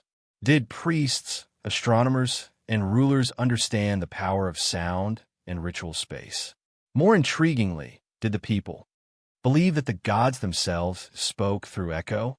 The Temple of Kukulkan was associated with descent, especially during the equinox when sunlight casts a serpent-like shadow down the pyramid's northern balustrade. On these days, as the serpent of light slithers downward, the sound of the chirping quetzal might also have been summoned. Light and sound together, announcing the return of the god, a spectacle not just for the eyes, but for the soul. Yet the mystery remains. How did the Maya discover this effect? Was it trial and error, a moment of inspiration, or part of a larger, now lost body of knowledge? One that fused architecture with music, religion with resonance? Some fringe theorists have suggested even more speculative ideas, that the pyramid was used in altered state rituals where sound played a role in spiritual transport, that the echo was perceived as a voice from the underworld or the sky, or that the temple encoded not just time and space, but vibration. Mainstream scholars remain grounded in evidence, but they agree on one thing. The chirping echo is real, measurable, reproducible, and profoundly strange. What it meant, though, what it was, we may never fully know. And perhaps that's what gives it power. To stand at the base of the Temple of Kukulkan, surrounded by jungle and stone, and hear a bird-song echo from stonework laid 1,000 years ago, is to be reminded that the past was not silent. It spoke, it sang, it echoed. And somewhere between architecture and atmosphere, between science and spirit, the voice of the Maya still lingers. What else did they build into their world? Not to be seen, but to be heard. Gold in the skull. From the echoes of Chichen Itza, where stone sings with the voice of a sacred bird, we descend into a different kind of silence. A silence not shaped by architecture or air, but by the stillness of a human skull, cracked, cut, healed, and inlaid with gold. This is not myth. It is archaeology. In the highlands of Peru and Bolivia, and across regions once touched by the great Andean civilizations, the Inca, the Wari, the Tiwanaku, archaeologists have uncovered something remarkable and unsettling. Human skulls dating back hundreds and even thousands of years show unmistakable signs of ancient brain surgery. The procedure is called trepation, the deliberate removal of a piece of the skull, exposing the brain beneath. But among these finds, a few are different. In some, the trepanned area isn't simply left open or covered by scar tissue. Instead, it is capped with thin sheets of gold, thin, malleable, shaped to the wound like a crown over an old scar. How could this be? To perform cranial surgery today requires sterile tools, anesthesia, and specialized knowledge. Yet, here in pre-Columbian South America, we find evidence of survival. Bone regrowth, smooth edges healed fractures. In some cases, the patients live for years after the operation. The oldest trepanned skulls in the Andes date back to at least 1000 BC, with the practice continuing into the Inca period and possibly longer. Techniques varied: scraping, cutting, drilling, and each left its own signature, but the goal was always the same: relieve pressure, treat injury, perhaps even alter consciousness. What's most astonishing is the survival rate. Studies suggest that in some Andean cultures, over 80% of trepanned individuals survive the operation, a success rate that rivals or even exceeds some Civil War-era surgeries thousands of years later. These were not crude hacks. They were procedures performed with care, precision, and likely with a deep understanding of the body. But the golden inlays, those remain rare and mysterious. A handful of skulls found in Peru, in elite burials or sacred sites, show these shimmering inserts. Not all are clearly medical. Some may be symbolic. Others show signs of both injury and healing. The use of gold raises the stakes of interpretation. Was the gold functional, meant to protect the wound, or was it symbolic, marking the healed as sacred, blessed, or transformed? And what kind of knowledge did this require? The Andean peoples valued gold not for its economic worth, but for its spiritual resonance. It was the sweat of the sun, a material tied to divine essence, light, power. To place it inside the body, especially within the head, was no small gesture. It suggests not only craftsmanship, but theology, a belief that gold could heal or connect. Could these patients have been shamans, warriors, prophets, or were they wounded leaders restored with gold to signify their rebirth? Protection in a medical sense? And yet, its placement over a healing wound suggests more than decoration. Was it a seal against evil spirits, a marker for the gods, or something entirely outside our categories? There are no written records to explain the practice. The Inca left behind knotted cords, not scripts. Their predecessors left art, architecture, and legend, but not language as we know it. And so the gold rests mute, offering more questions than answers. Even without the gold, the scale of ancient brain surgery in the Andes is staggering. Thousands of skulls bear the marks. No single civilization, no isolated healer. This was widespread, institutionalized, taught, preserved. In one burial, archaeologists discovered tools beside the trepanned remains. Obsidian blades, tweezers, cloth. Evidence not of improvisation, but of a medical kit, a profession, perhaps even a guild. And in this landscape of mountains, spirits, and ancestors, healing the head may have meant more than healing the body. It may have meant restoring the soul. We tend to imagine ancient surgery as brutal, desperate, painful. But what if it wasn't? What if these procedures were performed not in terror, but in ritual? What if the operating space was a temple? The surgeon a priest? The patient willing? There are no definitive answers, only the quiet hum of gold beneath soil, the healed bone, the silent tools, and the growing awareness that those who came before us, long before antibiotics, long before scalpels, had found ways to reach into the most fragile part of the body and bring someone back. So we are left with questions. Who are these surgeons unrecorded and unnamed? How did they learn to open the skull without killing? Why do they place gold where others place nothing? And what knowledge have we lost between the temples of the Andes and the textbooks of today? In the end, the skull speaks not loudly, not clearly, but with the language of survival, of mystery, of hands that once opened a living head and left behind a mark of light. The tomb of the silver pharaoh. From the glint of ancient gold shaped to heal fractured skulls, we now descend into another burial. One far more intact, yet wrapped in an enigma just as profound. Not in the mountains of the Andes this time, but deep beneath the desert sands of Lower Egypt. In a place few expected to find untouched, in a tomb that, unlike its golden counterparts, shimmered with something colder, something rarer, the tomb of the silver pharaoh. It was 1939, and Egyptologist Pierre Monti was excavating at Tanis, once a capital city in the Nile Delta, buried beneath layers of mud in centuries of flooding. What he uncovered would stun the world. The only intact royal burial ever discovered in Egypt, even more complete than Tutankhamun's. But the name of this pharaoh is largely unknown. His name was Susnerfirm, a 21st dynasty ruler who reigned around 1047 to 101 BC in a time when Egypt's power was fractured, its influence dimming, and its monuments slowly being forgotten by time. And yet his tomb told another story. Stone sarcophagi, stacked like nesting dolls, glimmering artifacts, beaded collars, ceremonial weapons, intricate terry mass, all perfectly preserved. But it was the coffin itself that stood apart, crafted not of gold like that of Tutankhamun, but of solid silver, a rarity in ancient Egypt where gold was far more common, and silver had to be imported, often from the Near East or even further afield. To encase a body in silver was not just a sign of wealth.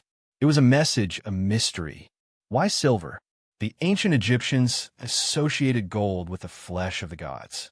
But silver, rarer and more elusive, was thought to represent the bones of the gods, particularly those of the moon deity. Was Sosthenes aligning himself with lunar symbolism? Was his burial meant to evoke a different kind of eternity? And if so, what did he hope to become in death? Unlike the Valley of the Kings, where tombs were ransacked in antiquity, the necropolis of Tanis remained hidden under layers of mud brick, debris, and Nile silt. It was protected not by guards or curses, but by obscurity. Forgotten by robbers, bypassed by looters, it sat undisturbed for nearly 3,000 years. Inside, Montet found dazzling objects, solid silver bracelets, lapis lazuli scarabs, canopic, jars of alabaster, inlays of turquoise and faience. And at the heart of it all, Cas himself, wrapped in linen, his face covered with a haunting silverary mask, the eyes inlaid with obsidian and black stone, unblinking, eternal. But something about the tomb didn't add up. Susenis, I ruled during a turbulent time. His dynasty held sway in the north, while rival high priests of Amun controlled the south. It was not an age of empire or grand monuments. It was an age of fragmentation, of diplomacy, and quiet maneuvering. So how did a king from such a troubled period come to be buried with riches rivaling the most famous pharaohs? Was Susenis more powerful than the record suggests? Or was this an elaborate attempt to project divine status in a time of national decline? Some scholars argue that Tanis was meant to mirror the glory of earlier capitals, its tombs copying the style of Thebes, its kings echoing the grandeur of past dynasties. Susanna I, they say, was trying to preserve continuity, to root himself in the legacy of kingship even as Egypt drifted into political shadow. but others see something stranger. Among the artifacts were several non-Egyptian influences. Levantine motifs, imported materials, techniques not native to the Nile. Was Susanus fostering hidden international alliances? Could his wealth have come not from Egypt, but from trade or tribute from afar? More provocatively, was his silver coffin a symbol of something secret, a ritual identity that we no longer understand? The tomb itself was compact, built in layers with unusual architectural features. It suggested both haste and precision. There was no grand, descending corridor like in the Valley of the Kings. No elaborat mures. Instead, it was a chamber of containment, tight, sealed, as if it wasn't just a burial, but a vessel designed to hold something in or keep something out. And what of Susanzai himself?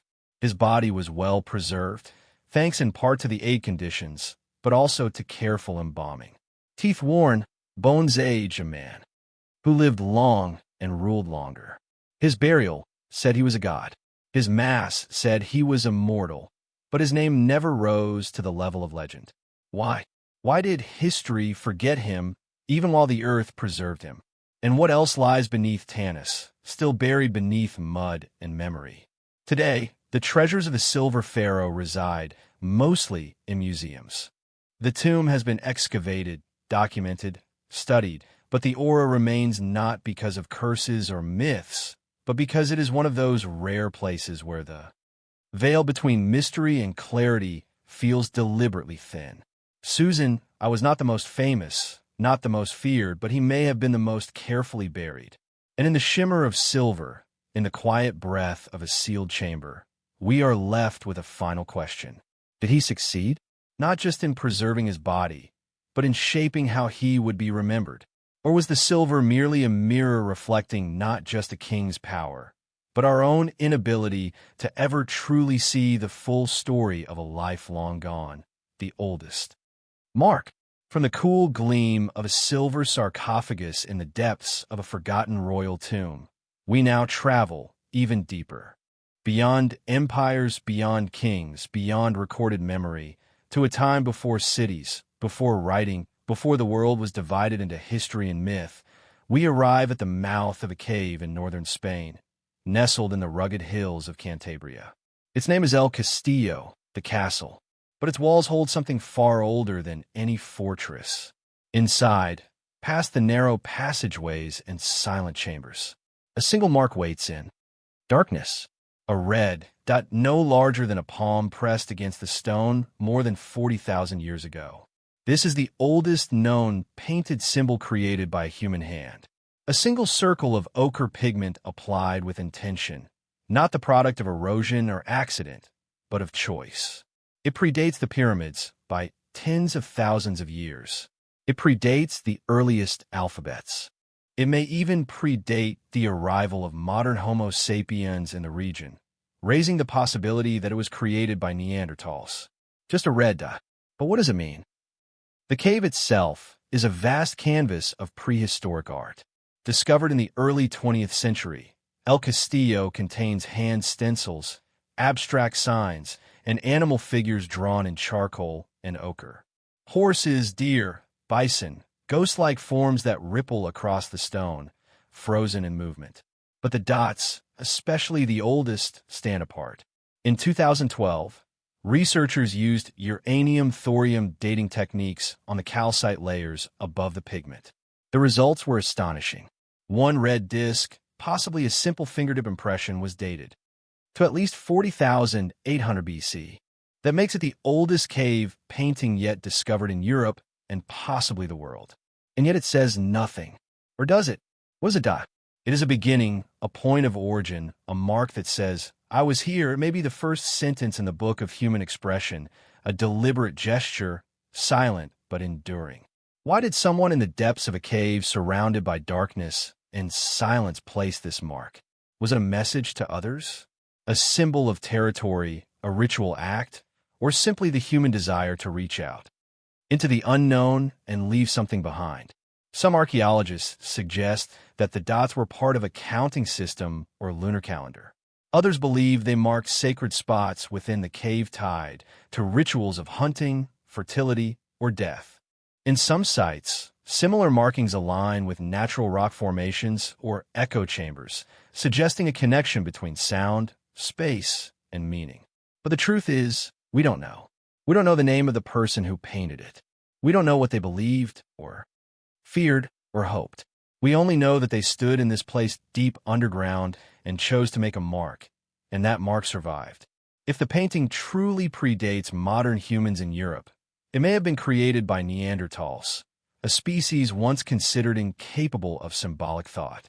But recent discoveries challenge that assumption. Neanderthals buried their dead. They made tools, they used pigments, and perhaps they painted. If so, the dot becomes even more profound. It would mean that art did not begin with us, that the urge to express, to leave a sign, runs deeper than language or civilization. It is not merely cultural. It is biological, innate, a flame carried across species across time. And what the red pigment? Ochre, an iron-rich mineral, was among the first materials used by prehistoric artists. It was ground, mixed with water or fat, and applied with fingers, reeds, or hollowed bones. Its color resembles blood, fire, clay. In many ancient cultures, red was linked to life, to birth, to power, to paint in. Red was not just to decorate, but to declare. So, was this not a symbol of life, a gesture of defiance, a prayer? Or was it all of these and something more? Some researchers suggest the act of descending into the cave was itself a ritual. These places were not shelters. They were chosen, hidden, sacred. To enter was to cross a threshold between light and dark, surface and depth, living in spirit. And in that space, a mark was made. Perhaps not to be seen, but to be remembered. And yet, here we are, tens of thousands of years later, still looking, still wondering what that dot meant, what it meant to be human at the very beginning of time. Was it the first step in a journey that would lead to kings and temples, to silver coffins and stone pyramids, to alphabets and satellites? Or was it something we've forgotten how to understand? Today, the red dot of El Castillo is protected behind barriers. Tourists cannot touch it. Flash photography is forbidden. The air is monitored to prevent damage, but the mystery remains untouched. Not because it resists explanation, but because perhaps it never needed one. A single red dot left by a hand in the dark, still glowing in the stone, still asking, what does it mean to leave a mark when no one may ever know why you had?